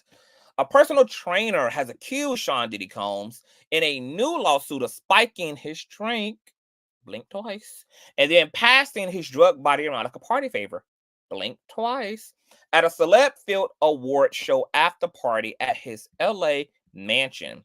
The alleged victim, identified only as John Doe, claims he was repeatedly SA'd by men and women at the disgraced music mogul's party in June of 2022, including an unnamed celebrity on whom he was forced to perform fellatio. The court papers state the famous person, only identified as Celebrity A, then spit, oh my goodness, in the trainer's mouth. Wait a minute, bitch. Wait a minute. The famous person, identified as Celebrity A, then spit in the trainer's mouth. The fouling alleges, quote, while in and out of consciousness, individuals at the party forced plaintiff into sexual acts with both men and women. Plaintiff's physical deposition made it impossible for him to reject their advances or otherwise control his body, said the suit filed in Manhattan earlier this week. These individuals, including Combs, essentially passed plaintiff's drug body around like a party favor for their sexual involvement. The alleged victim, who client list includes stars and other noteworthy people, claims that he was invited to that event by a fashion designer who had told him Combs was impressed with his training regime and wanted to include him in a music video. He was picked up in a black Lincoln Navigator and driven to the Combs Hollywood mansion, where he was made to sign a non-disclosure agreement and forced to down a drink that looked like a tequila soda mixed with cranberry juice, according to the suit. Once inside, the trainer spotted numerous celebrities before being ushered into a dimly lit room where he alleges several well-known figures were engaging in group SCX activities. Now, remember, in other lawsuits filed,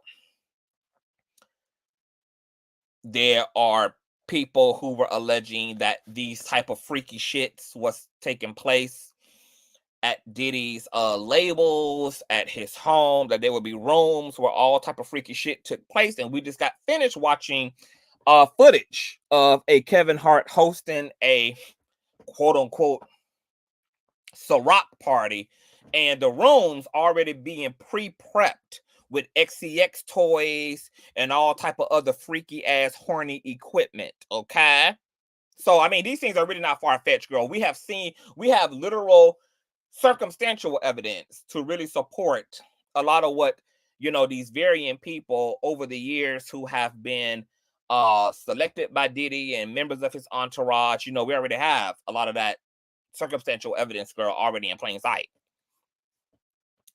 Soon after he began to feel disoriented, dizzy, and weak, the trainer alleges that Combs approached him, removed his pants, and performed oral. Oh my God, Diddy was sucking dick and performed oral sex on him. The Bad Boy Records founder then allegedly ordered him to give the celeb oral X as well. The suit states,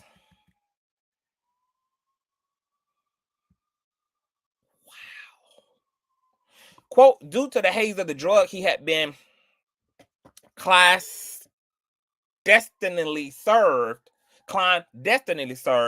plaintiff could not resist Combs' coercion and ordering. He felt trapped inside his own body, unable to control it or understand what was happening around him.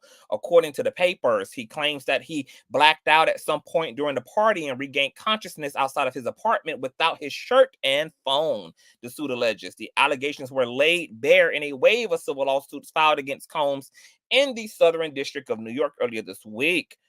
Wow. The brutality of it all, bitch. Okay, and we're going to see more lawsuits, so y'all get ready, baby. This is a long sprint. Okay, this is a long cross-country drive, baby. So don't get fatigued now, don't get tired now, baby. We're going to see lawsuits filed damn near every other day, every other week for the next few months. And because this man had a long history and his abuse goes all the way back to his Howard University days, his parties go all the way back to his Howard University days, all the way back to 1991. You guys are talking about at least 30 years worth of potential victimization.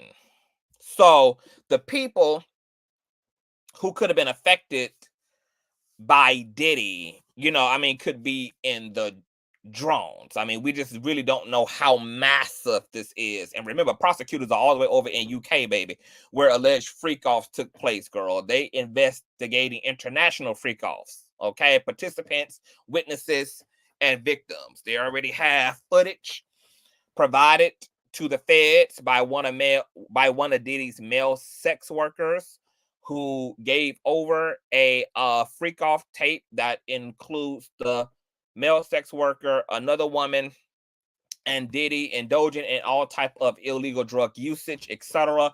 And he's been provided immunity, of course, and he will be a testifying witness in the trial. Okay, I told you guys this is going to be one of the most this is going to be one of the biggest pop culture industry-based trials in U.S. history this far. This is going to be bigger than the Young Thug trial, bigger than the OJ, bigger than R. Kelly. This is going to be bigger than OJ.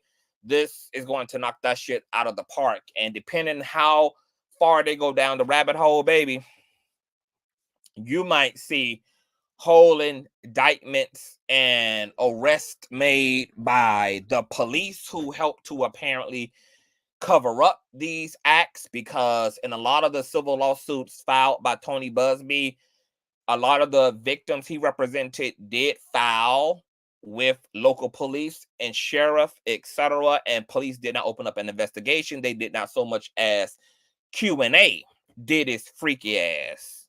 So it's going to be a lot going on. There's going to be, you know, attorneys. There's going to be other celebrities. There's going to be, especially with this being a racketeering charge, girl, you know, we might see a lot of people go down with Diddy. But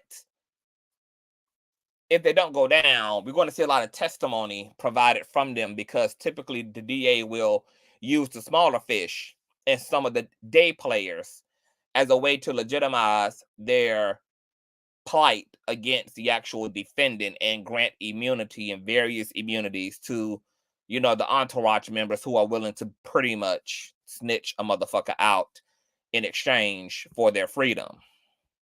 And we know niggas gonna get to running.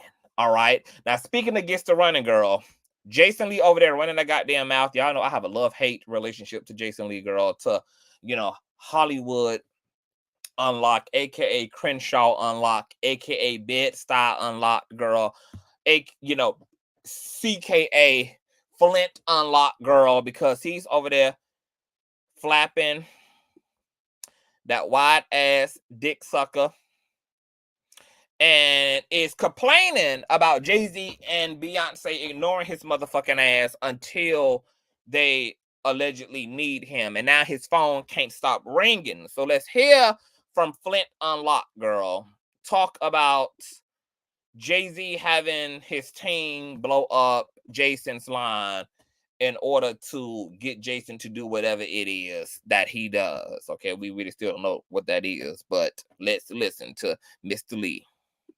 Want me to offer a free bomb? Why would I, Jason Lee, I'm getting calls, and I haven't even said anything. They ain't called me to go to the Rock Nation brunch. They haven't called me to go to the Gold Party. To accept being honored. They haven't called me when we offered to honor Jay-Z at the award show. They didn't call me to go to the press conference about striking the deal with the NFL while we were kneeling for Kaepernick. They didn't call me to ask me what I thought about her hair care product. They didn't call me to offer a free bomb. Why would I, Jason Lee? I didn't get to go backstage on her tour for the Renaissance. In fact, when the video circulated, making it look like I've been chasing her around like a super fan, which I am a super fan, but I chase nobody. Nobody's called me to clear that up. I haven't gotten a delivery of white flowers with a little card from Beyonce. Why is everybody calling me now? Oh, and you also stopped. Don't we not going to even go there? I stopped a major thing for Beyonce. I didn't get to go backstage. Didn't even get a thank you. But so why is everybody calling me now? Because I'm a firefighter. Because I run towards fires and I put them out or I fan the flames. But why is everybody calling me now? And that's the problem that I have with this whole situation. But I'm Black excellence, we don't show up for each other like we should. And then when the shit's about to hit the fan or some shit, you think I'm going to go fan some shit. Now you showing up. Again, I'm not angry. I'm a little disappointed because as much as I've loved this woman for years, I told you I don't like her as much as I used to. I still love her, but I'm not as super fan like I used to be. You know how much I was. This woman, this is everything. And this together is everything. But is it? But I will tell you to the audience, if I do come up missing, all the calls I've been getting have been about him. And listen, I haven't had any threatening calls. Nobody is. But I will tell you to the Crenshaw unlock. Let me just say this. This was real painful to listen to. And I'm sure the Crenshaw unlock is somewhere in the building, somewhere in the goddamn bushes. Hello, Crenshaw unlocked. You really get on my nervous system real bad, bitch. Okay, because for one, for me, it's the unmitigated audacity. And it's not just you. It's the hoes who are just like you. They're in the form of content creators, YouTubers, TikTokers, Instagrammers, okay? All you fake-ass, wannabe, non-journalistic-ass motherfuckers who ain't nothing but professional-ass clout chasers actually thinking that a bitch or a nigga owe you something more than already carving out a brand that you can fucking leech off of by talking shit. Like, it's the lack of gratitude for me as if y'all out here doing these goddamn celebrities an actual favor who are, might I add, not famous because they get talked about, but famous because they actually have talent first and foremost, okay? They're actors, they're musicians, they're entertainers. They don't need the buzz of the paparazzi per se. They will still be rich anyway. They will still be famous anyway because their talent is getting their asses to the VMA stage, to the Grammy stage, to the Oscar stage, to the red carpet, to the sold out shows at the Madison Square Garden, etc., bitch, okay? For you motherfucking fake ass, wannabe motherfucking journalistic ass motherfuckers thinking that these celebrity bitches owe y'all something, bitch, you should be happy that they exist because without they ass, a lot of you pussy ass shit talking ass bitches wouldn't be a motherfucking thing. And the reason why I don't put myself in that same category is because, bitch, I don't complain. I don't go out of my way, girl. Nor would I ever come out of my mouth and act like these celebrity hoes I'm doing a favor to, baby. They're actually the ones who gives us a job indirectly. It's not the other way around. So why in the hell Jason Lee, aka Crenshaw Unlocked, actually believe that somebody owes his ass something, that as if Jay-Z and Beyonce somehow that he's entitled to some type of fucking recognition, that he has to be seen. Like, girl, just be happy that you've been able to carve out an entire blog and an entire brand off of these people's very motherfucking likeness. Okay? The honest to God truth, bitch, is that a lot of pop culture commentators, bloggers, etc., girl, actually need to be cutting the celebrities to goddamn check for the restitution of it all. These people existed and were famous long before there ever was a social media, bitch. Long before there was a social media. Long before blogs became a thing. These people already had notoriety. What's going on in the messy sweet spot? Why he ain't put out his girl Cardi B? Fires. She was staying in hell, okay, on period. Because he damn sure ain't have Cardi B back to the same degree that he had Tiffany Haddish back, baby. I mean, that damn Jason was so pressed about Miss Tiffany, girl, that bitch blocked me in real time from his Instagram page when my supporters had let me know that Jason had just put out a post about Tiffany Haddish. This was when she was being ran down on and sued for trafficking them two goddamn kids into proximity to Aries Spears, who allegedly was doing all type of PDF things and making them film this PDF ass film, girl, that was highly inappropriate. And so I had, like I'm doing right now, I had shared my screen. And I had went over to the Hollywood Unlock ass Instagram page, girl, and that bitch was in my bushes and decided to block me in real time while I was on his page. So then I gagged that bitch by going to his actual goddamn website where that hoe didn't have no control, bitch. Okay, he didn't have no control over me getting access to the write-up, to the article on his website, but that bitch blocked me down to the ground, girl. Okay? On IG. However, okay, once he sobered up and stopped being a human toilet over there in Dubai from all them high-powered ass high priests and Catholic ass pastors and shit, bitch, and came back to the States, okay, and went on a 30-day fast after he had sobered up, you know, he took to his social media and had apologized to the king, baby, for being so dizzy. For being just so dizzy, girl. Okay, so we kind of had made up. But, you know, Jason, one of those love to hate folk. You know, sometimes he do things that I can champion behind.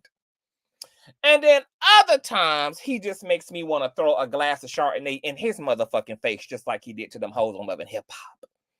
You know, so the pendulum swings equally when it comes to Miss Jason. But I thought that this whole, you know, rant was just, you know, in classic narcissistic fashion, as always, you know, super entitled, super audacious, you know, and if he really was on his square, he would be taking them goddamn calls, bitch, because they might be a good ass check, girl, on the other end. So I don't know why the hell Jason Lee is blocking his diabolical blessings. Nah, bitch, okay, you ain't mind signing making a deal with the goddamn devil when it came to Diddy over there on Revolt. And then when Revolt dried the fuck up and Diddy had to step the fuck down and your little show got canceled, girl, now that Diddy ass is tucked away in a goddamn 10 by 10 chamber, you're out here real ballsy. But we know that Lee wouldn't be giving under this energy, girl, if his previous boss was still out here free, girl. Okay, so Jason better be lucky, bitch,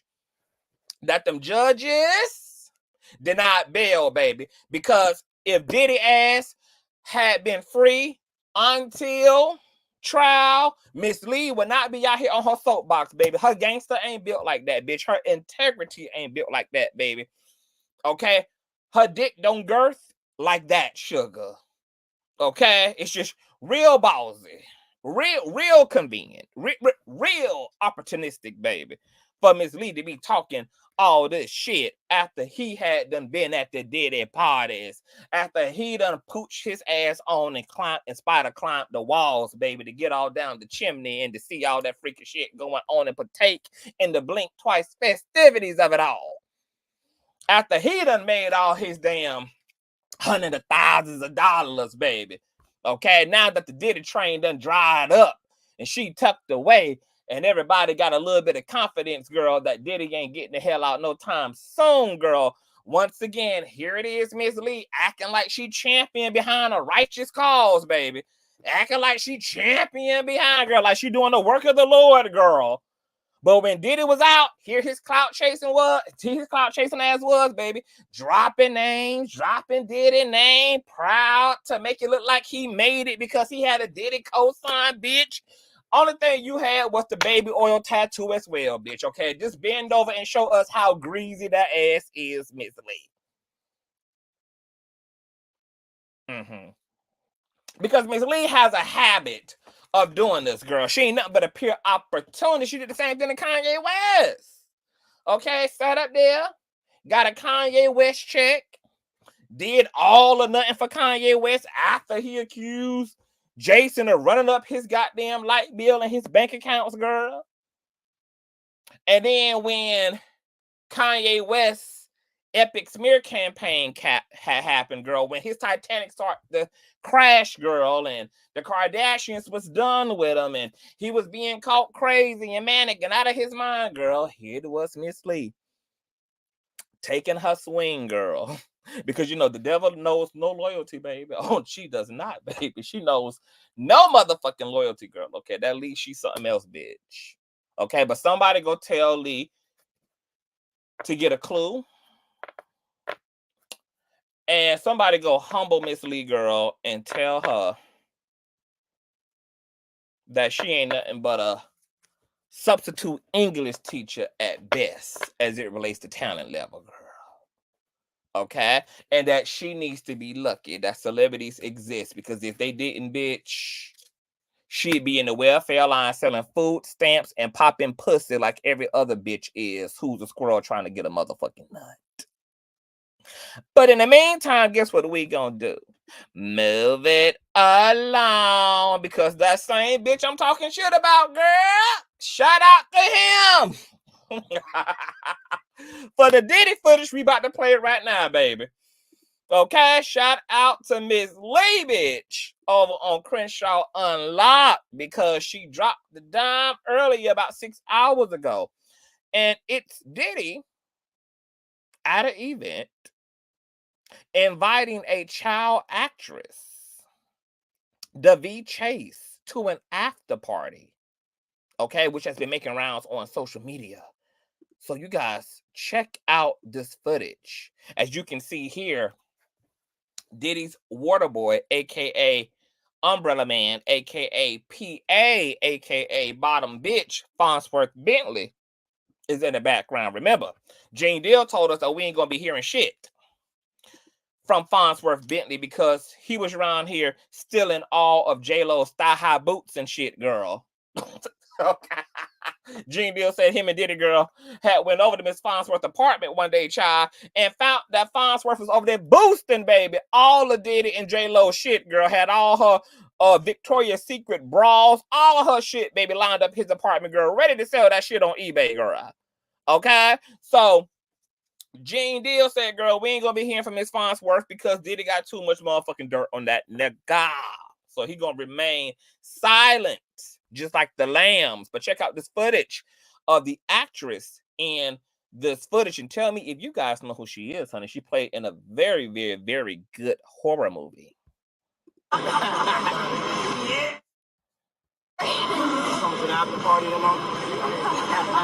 Okay, so this is Diddy looking at this 13-year-old child actress, asking if she's going to come to the after party, and he gives this diabolical ass laugh.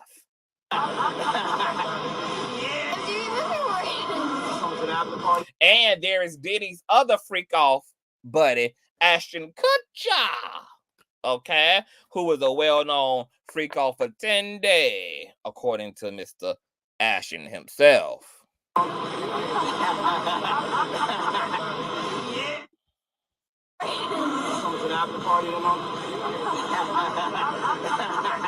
Wow, this is nasty work, especially considering that this is where all of the abuse and trafficking of minors and adults take place, is at the after party. That is what's very consistent with the indictment and with all the civil suits from alleged witnesses and victims, is that there's two parties. There's the surface party that's open to the general public and to, you know, his general social circle, and then there is the hell that takes place, baby, where Diddy locks up all the motherfucking doors, bitch, and no one can enter and no one can leave. Lights, camera, and literal motherfucking action ensues. And here it is, he's inviting this 13-year-old child actress, and for those of you who may not know who she is, this is the little girl from the famous horror movie The Ring. Long hair, come out of the television screen, baby, and twist your motherfucking mouth up and have you looking like Kaya after dental work. Her, baby. And there's Ashton Kutcher. Ironic, he's there. since his now wife, he met on the set of that 70s show when he was 20 and she was only 14 years old. And they were doing all type of love scenes and kissing scenes while she was 14 and he was 20 years old on the set of that 70s show. It's just too eerie and it's too bizarre. And it's I don't know how else you explain this stuff, because this stuff looks like exactly what it's looking like. Remember, Ashton Kutcher and his now wife also defended another one of their co-stars, Mr. Danny Masterson, who raped and drugged 3 different women. They wrote in character letters on behalf of their good friend in hopes to get him a lighter sentence. Hell, if not all out acquitted of the charges that he was facing. So he's ran with Diddy. He's been a part of Diddy parties that he can't even speak publicly about. He himself met his now wife when she was only 14 years old and he was 20, and they were doing romantic scenes together. Defended a man who had been convicted of raping 3 different women while he himself ran a human trafficking organization. I mean, wow. You know, it really makes you wonder if these people, like the Ashton Kutchers, run these organizations in order to actually learn more about the human trafficking system so that they can better navigate it themselves as alleged traffickers.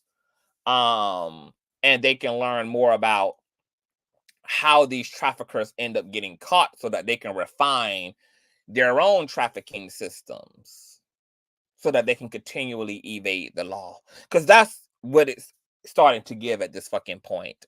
And the fact that Ashton Kutcher got his ass, contemplating moving to Europe amid all this Diddy controversy.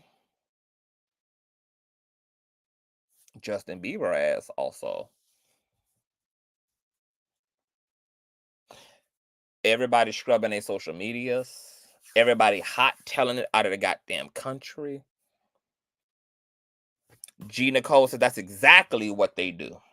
Being a part of organizations designed to protect children naturally puts you closer to the children. Yep, and it also helps you to understand the system because you're learning from other traffickers by getting involved in that field, learning all of the intricate details of how they were trafficking humans.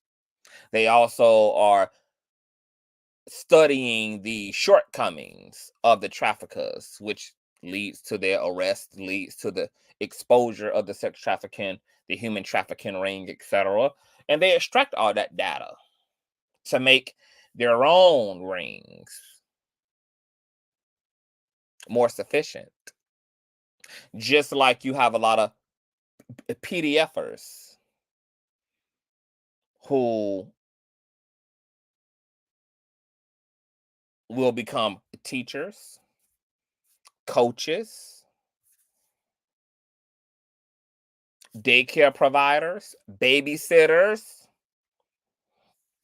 It's not only good guys in these spaces. The perpetrators themselves occupy these spaces and play these roles too in order to get access to children, in order to continue to perpetrate abuse. It's sick shit. Sick shit. So Miss Diddy, girl, here it is, inviting a 13-year-old girl to the infamous after party. Now, mind you, it's also interesting that there is a woman being represented by Tony Busby who, remember, filed a suit alleging that she was 13 when she was trafficked by Diddy's personal driver and taken to a private event, an after party where she was drugged and then unfortunately assaulted at the age of 13. This shit is wicked. And the fact that, once again, there's so much circumstantial evidence that exists publicly makes this even more fucking insane. It makes it even more insane. It brings even more legitimacy to these claims. Insanity. Speaking of insanity, it's sick. Tyra, sick. Jamie Foxx has taped a Netflix special and is finally opening up about his health scare. Check this out. Over the weekend, the comedian taped a new one-person show called What Had Happened Was, in which he reportedly recounted the whole story publicly for the first time. In a video on the CBS Mornings Instagram page recorded after Foxx wrapped up his Netflix special recording at the Alias Theater in Atlanta, reporter Gail King asked Foxx how he was feeling in the aftermath. Quote, "It was an excruciating time opening those wounds every single day," he said. He went on to add that if the emotions are raw, the same is true of the material. Usually when you do a stand-up special, you go out for a year and work every nook and cranny, then you tape it. You just don't show up in Atlanta and turn the camera on. What Had Happened Was isn't the only high-profile project Foxx has coming out on Netflix in the coming months. His movie Back in Action is currently slated to hit the streamer in January of 2025. Foxx's medical history is not the only thing from his past he is reckoning with. In November 2023, Foxx faced lawsuit allegations that he essayed an unnamed woman at a New York bar in 2015. Foxx has denied the allegations. Well, fans and viewers who attended this Netflix special are making some claims about what's in store for the Netflix special. Apparently, during the segment of Jamie Foxx's stand-up, when speaking about the whole medical scare, Jamie Foxx allegedly accused Diddy of actually poisoning him. He went into how him and Diddy allegedly had a fallout. He was poisoned. This led to his paralyzation, him falling incredibly ill. And then apparently one of the members of the audience heckled him at some point and made a comment, I guess, being shocked at Foxx's accusations toward Diddy, and Jamie Foxx pretty much confirmed that he was not playing and that he was for real and he was not joking, giving a very glazed and serious facial expression to the audience member. This has been now going semi-viral on social media because, remember, we covered a lot of what was going on with Jamie Foxx, and ironically, there was a Diddy narrative even then at the time, and we were entertaining that narrative. This was this after Cassie's lawsuit? No, this was last year, bitch. And you know what's, oh my God, you know what's crazy? I'm now thinking about it, girl. That was last year. This was even before the Cassie lawsuit. There were already conversations happening around Diddy trying to get rid of people who filmed, and were kind of bear witness to these infamous Diddy parties. Now, a lot of people, because you know, we went over this whole thing play by play then. Jamie Foxx used to be a cameraman for Diddy. Matter of fact, he was one of Diddy's first cameramen. And when Jamie first broke into the industry, he ran into Diddy and started partying with Diddy as well. And he's all in interviews. I've played these interviews on my channel of him talking about these lavish, you know, multi-million-dollar parties that Diddy would throw that were larger than fucking life and crazy. And, you know, there would just be all of this crazy shit going on. And there would be all these celebrities coming through and he was name dropping.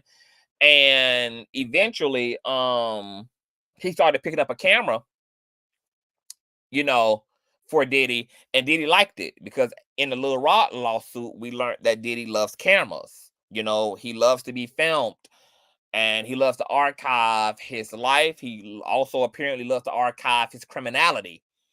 And so Jamie Foxx became pretty much the professional cameraman for Diddy when he would throw these parties. He also used to gatekeep the attendance list because he would make, you know, everybody coming through the door pretty much sign their names on a guest list in order to chronicle, you know, who was coming to these parties, who was coming in and out of these fucking parties. And so the narrative and word on the curb when Jamie Foxx had fell ill during his Back to Action movie set situation was that Diddy was targeting Jamie because, I mean, he wanted his head because Jamie knew too fucking much.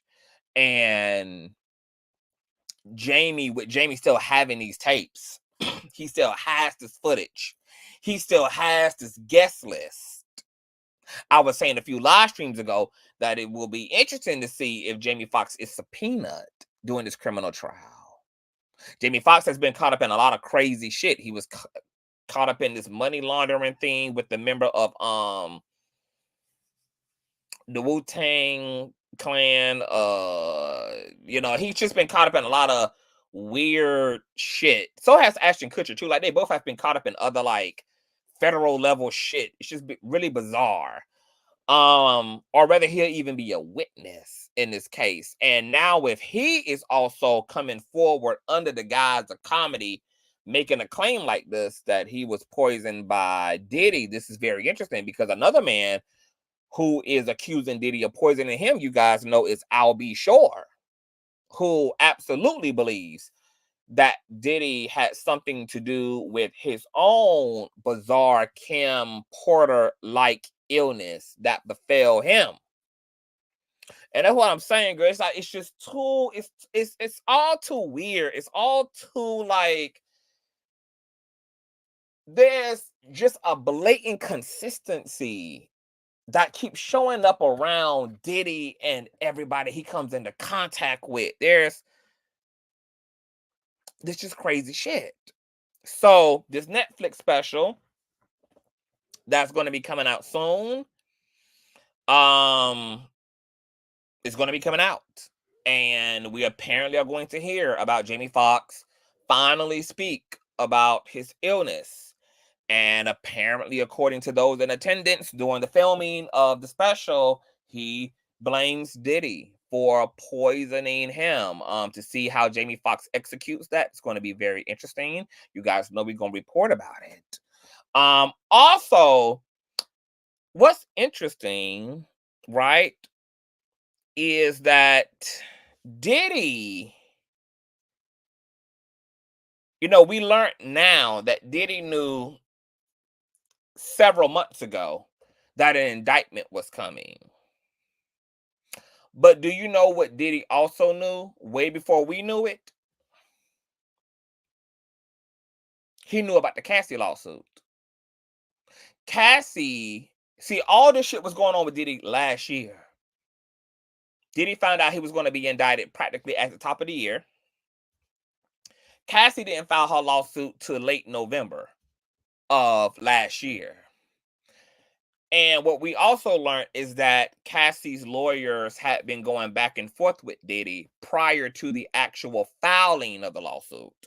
There were attempts at negotiations. Apparently, some of those audios are also going to be a part of the Fed's evidence against Diddy, their grand jury evidence as it relates to him obstructing justice and him trying to bribe and or intimidate witnesses. What's going on, Sunky Angel? Hey, boo.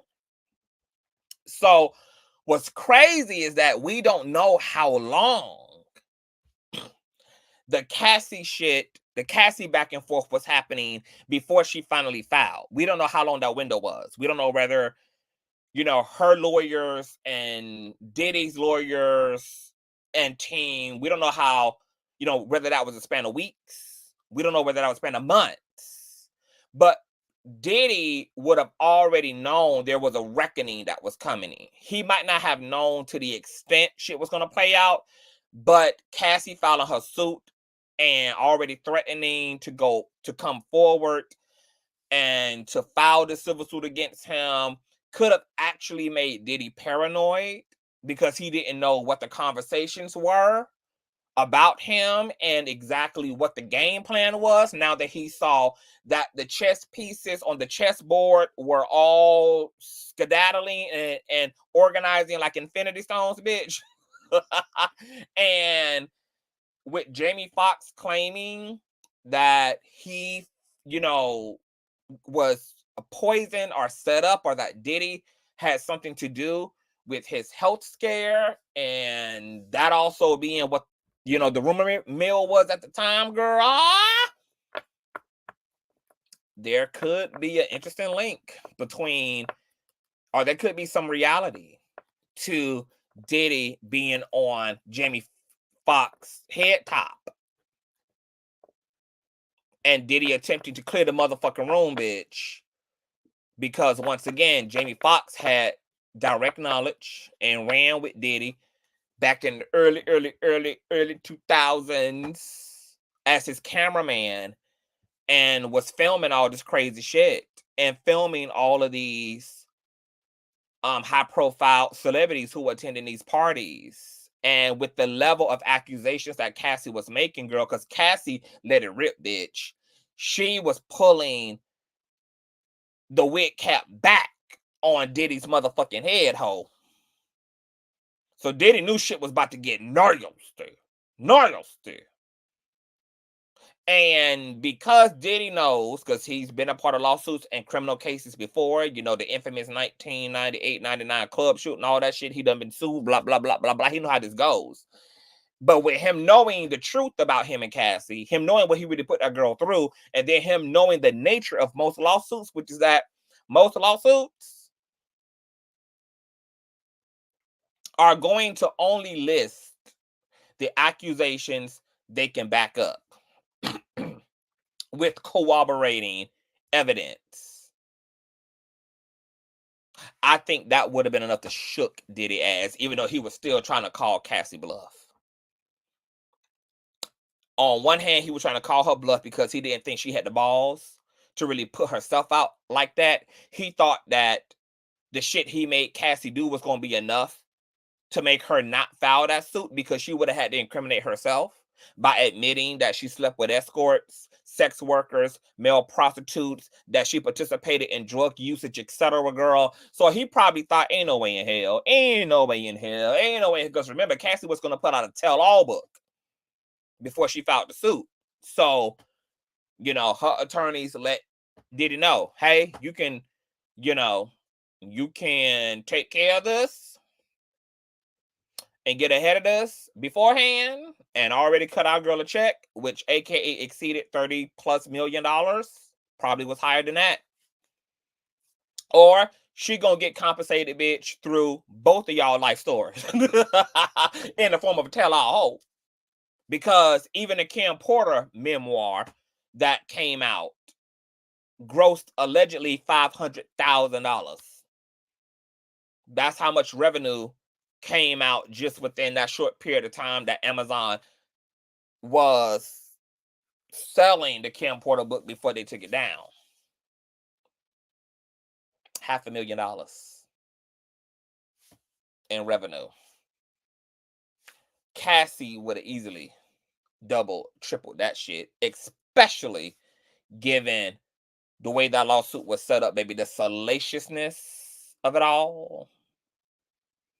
Girl, she probably would have added exhibits, pictures, text messages. Girl, ain't no motherfucker telling how deep off, girl. Okay?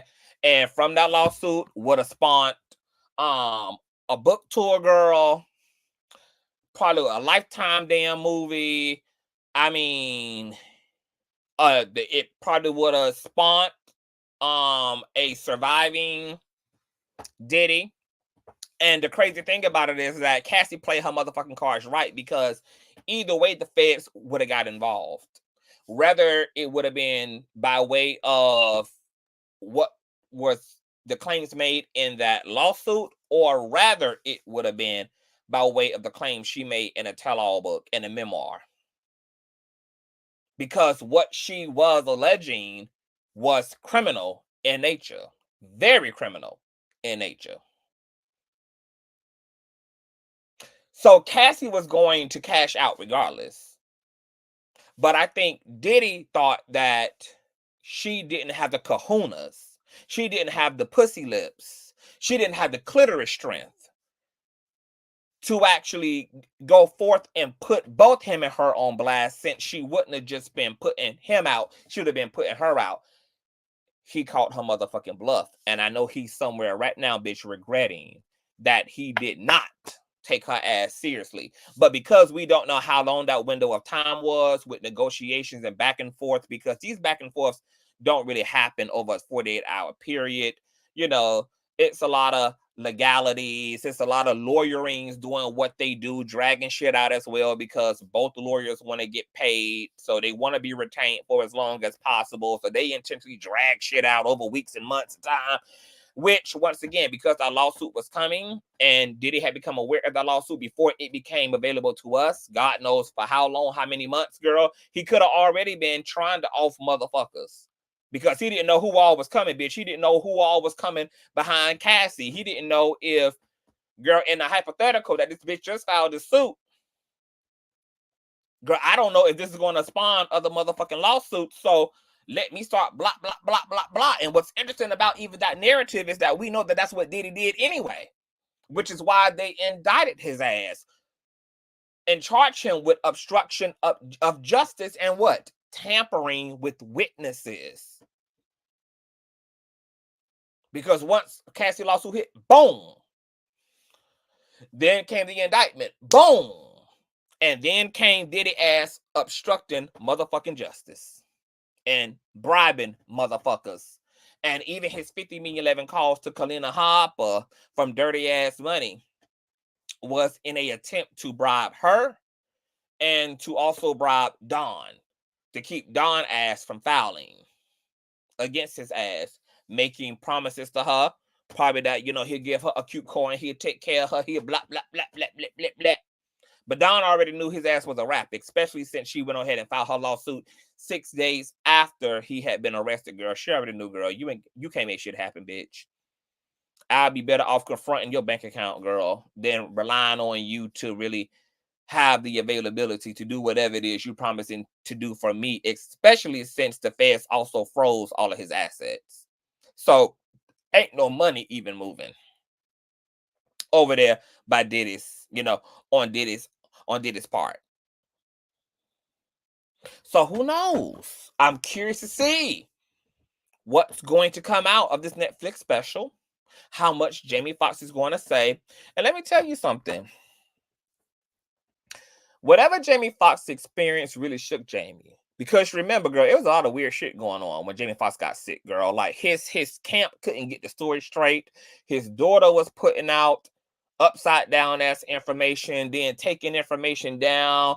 Jamie was eerily quiet. Then when he got out, he was acting robotic as hell, like he had been cloned, because right after he got out of the hospital, like I think that next week, girl, his Netflix movie, Clone Tyrone came. It was just, everything was so weird. How that whole thing was dealt with was weird. And even when he resurfaced back in the public eye, he never spoke to the situation.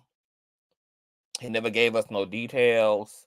And could it have been because Jamie was, not only had he survived a life-threatening situation and could have claimed his life, that's enough to traumatize anybody. It's just being in a life-threatening situation with your health, whether it's by disease or somebody trying to hurt you or just being on the brink of death, bitch, is traumatizing. But then if you add insult to injury with that by being portrayed by somebody to actually be on the brink of death because of an act of betrayal, because of a Judas-like betrayal, the fact that somebody that you love, somebody that you admired, somebody that you thought you were safe with and you can trust did something like that to you is enough to just induce a severe level of fucking trauma.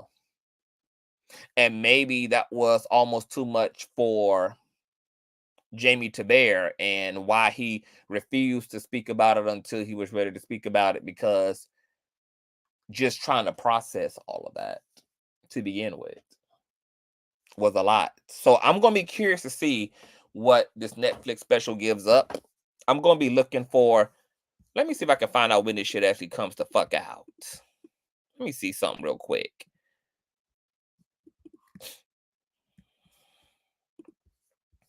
Let me see if I can find out when this motherfucking shit come out. Let me see. Jamie Foxx Netflix special 2024 to be exact. Jamie Foxx dates.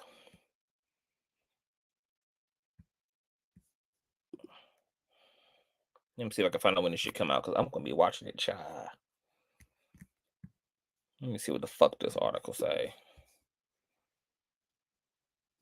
Jamie Foxx new special, where he disclosed the reason for his hospitalization with a mysterious medical complication. The event, titled "What Happened," was described as a unforgettable one-man show, was filmed this month and features Foxx taking the stage to share his journey. Get ready for laughter, reflection, and genuine connection. Foxx one-man show was held on October 3rd, 4th, 5th in Atlanta and filmed for a Netflix special. It was excruciating time opening those wounds every single day, Foxx told CBS. It was excruciating because the worry is what you get.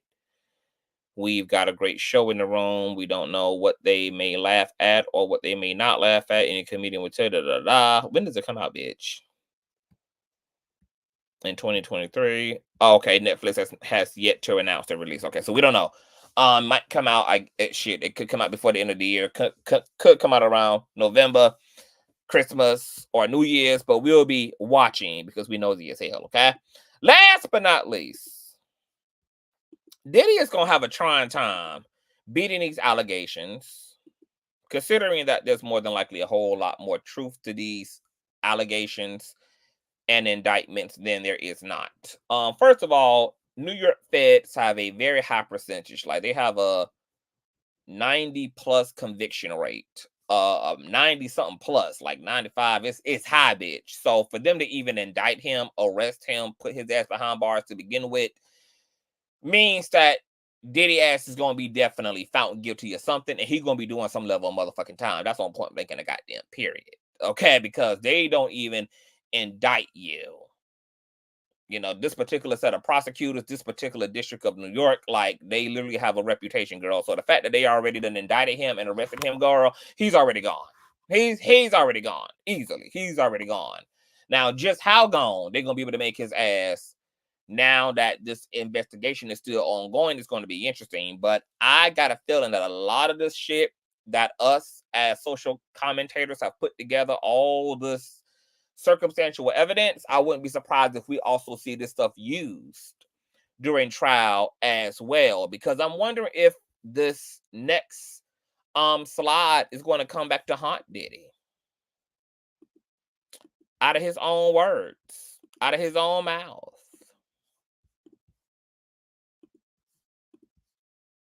Check this out. When I die, I want my last words to be, I did it.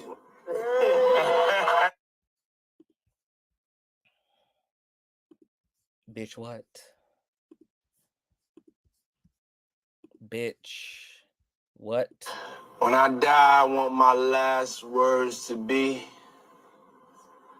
I did it. I don't think that's gonna age well for Diddy. I don't think that's gonna age well.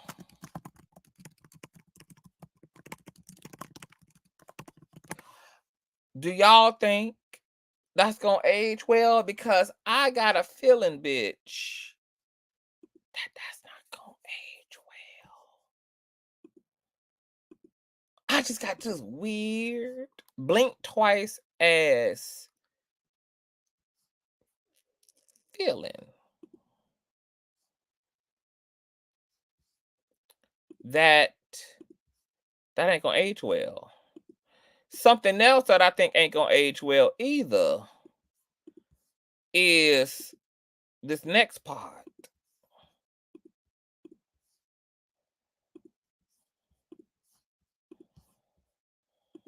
I'm vivacious, eccentric, and I'm a Scorpio. What's one misconception about you? There are no misconceptions about me. What's one misconception about you? There are no misconceptions about me. What's one misconception about you? There are no misconceptions about me.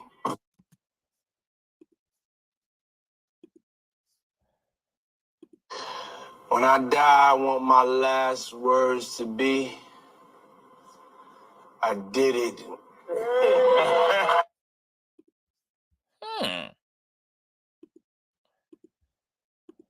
Eccentric, and I'm a Scorpio. What's one misconception about you? There are no misconceptions about me. What's one thing? So, your last words are going to be, before they slam the prison doors behind your ass, is going to be, you did it. And when asked, are there any misconceptions about you, considering that you're linked to your baby mama's death, to your best friend's Biggie's death, that the 1998-1999 club shooting, where you were directly accused by the victim of pulling the trigger of the GUN that popped her in her face, where there are still remnants of bullets lodged at, considering all of the accusations made against you by various artists regarding how you did them socially, economically, considering you don't think there's any you don't think there's anything that isn't true? Nope. There's zero misconceptions about me. My last words are going to be, I did it. And there are absolutely zero misconceptions about me. I mean, talk about the truth being in plain sight. I want to end with this. The truth being in plain sight. You know, we have been able to have metaphysical conversation over the past few weeks of coverage when it came to Diddy's indictment, because there's a lot of Illuminati, occultic, spiritual aspects to what's going on with Diddy. The Haitian high priestess that's tattooed on his back, the albino females that he allegedly has trafficked. There is spiritual meaning and ritual to that. Even the ritualistic abuse of children, there is an occultic spirituality to that. Another spiritual component is, if you let all these celebrities and bypassers tell it, they're not surprised by any of this. everybody has known this the whole time. There's, there's been, just like with R. Kelly, everybody always knew. You know why the first spiritual commandment of occultism and mysticism is to know thyself, and then is all things must be done in the light. It's because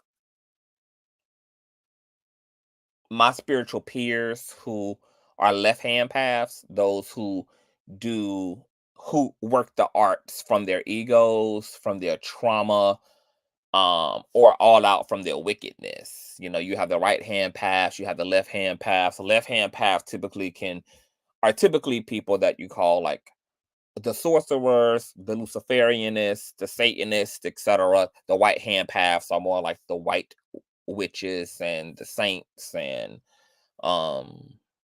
your light workers, etc. But the left-hand paths, there's a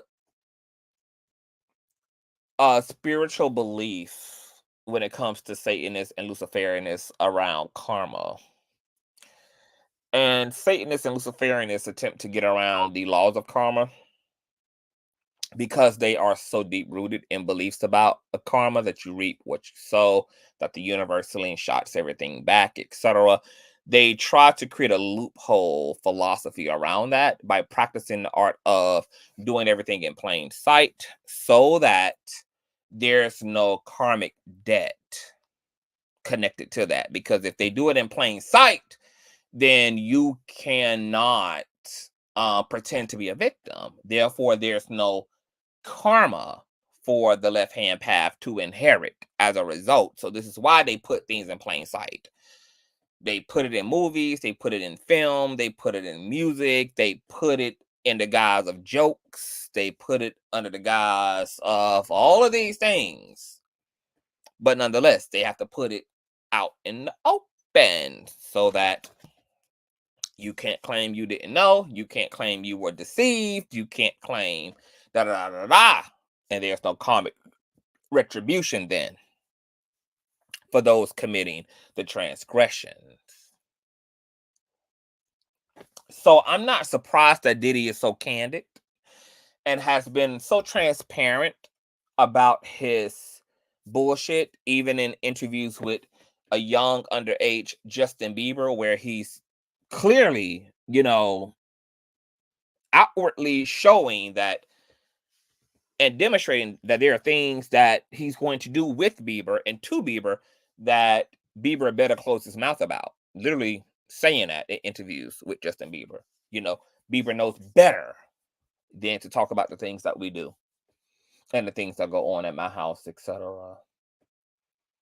Looking directly into the camera and telling the cameras while he stands next to an underage Justin Bieber that they're going to do things that,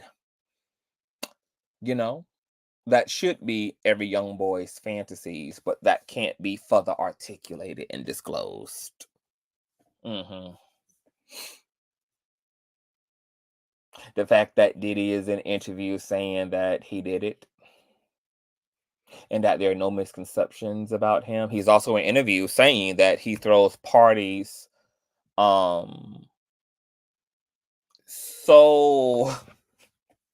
so intense that one day he's probably going to get locked up for these parties. Self-fulfilling prophecy.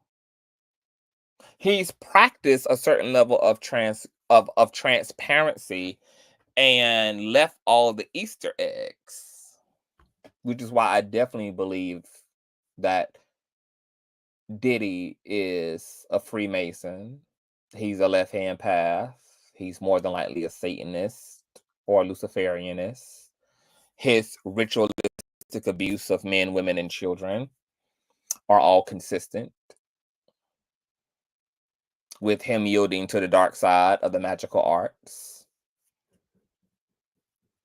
But his transparency is what's really polarizing. Same thing with R. Kelly. It was all in his music. all in the titles of his music, of his art, of his videos. It's all in plain sight. Also, the subconscious puts everything in plain sight too. We unconsciously tell the truth about ourselves without even knowing it, which is why the scriptures say that all things come to the light, because it's actually by very design of the unconscious mind, which is why you have people like body language experts that exist. The truth is always in plain sight in one form or another. It's in your body language, your body posture. It's in your handwriting. It can literally be detected by the sweat glands of your body, which is where you get lie detector tests from. The truth is always prevailing, and it's always in expression, even when we're trying to conceal it intentionally, because the Creator is righteous and the Creator is honest. The Creator is transparent. And one of the first laws, according to, not first law, but one of the, first creations of the material world was, let there be light. Let there be light so that the eye may see all. Jesus talks about the all-seeing eye and having a singular eye that is also filled with light. Let thine eye be also filled with a light. May it be illuminated. Everything is in plain sight. And everything that the evildoers do is in plain sight because they have a strong concept of karma. But even without their spiritual philosophy of doing all things in plain sight, the unconscious mind is exposing everything. The unconscious aspects of ourselves is voluntarily exposing information and exposing our secrets and exposing our intentions and unconscious ways and unconscious behaviors. If you learn how to detect those things, you can see those things and pick those things. If you understand occultism and some of these spiritual philosophies, you're able to detect and discern what's happening right in front of you. It's just all about being educated. Mm-hmm. So that's why they put it all in plain sight. They put it, once again, they put it in the fiction, they put it in the nonfiction, they put it in jokes. They gotta tell you the truth in some form, some shape, way, or form, or fashion. But they don't have to explain what you're looking at to you. Hence, Miss Ellen DeGeneres 2016 birthday wish to Combs. My what was his name? Her cuddle mix snuggle stuff, and telling us that, don't worry about what all that means. That's what they do. They sell it to you as fiction, sell it to you as art, sell it to you as a joke. And the whole time they're telling the truth. Just imagine how many more things we're going to learn in this 2,500 year period of the age of Aquarius. It's going to be jaw-dropping. So, that wraps up tonight's commentary. Shout out to all 600 of you guys in the building. I hope you guys enjoyed the commentary, girl, and the travel. I said, I'm in the mood. Let me go ahead and go live, child. I'm in the mood. And because you never know what day or hour the Holy Spirit is going to hit me to come up on this mother lover, that's why you got to have your notification bell set to all, so that we can get jiggy with it. Nah. So make sure that you're subscribed if you're new here. Please thumbs up. Run those thumbs up, girl, because I worked my ass off for y'all today. Check out the previous live stream from earlier as well. and share the stream out. And if you enjoyed yourself, y'all know y'all can always show some love on Cash App, $Consciouztv, spelled just how it is here on the channel, and or paypal.me/Consciouztv, just how it's spelled, just right here on the channel, and or follow me as well on Instagram at Consciouztv, spelled just how it is here. And I will see y'all later. Good night.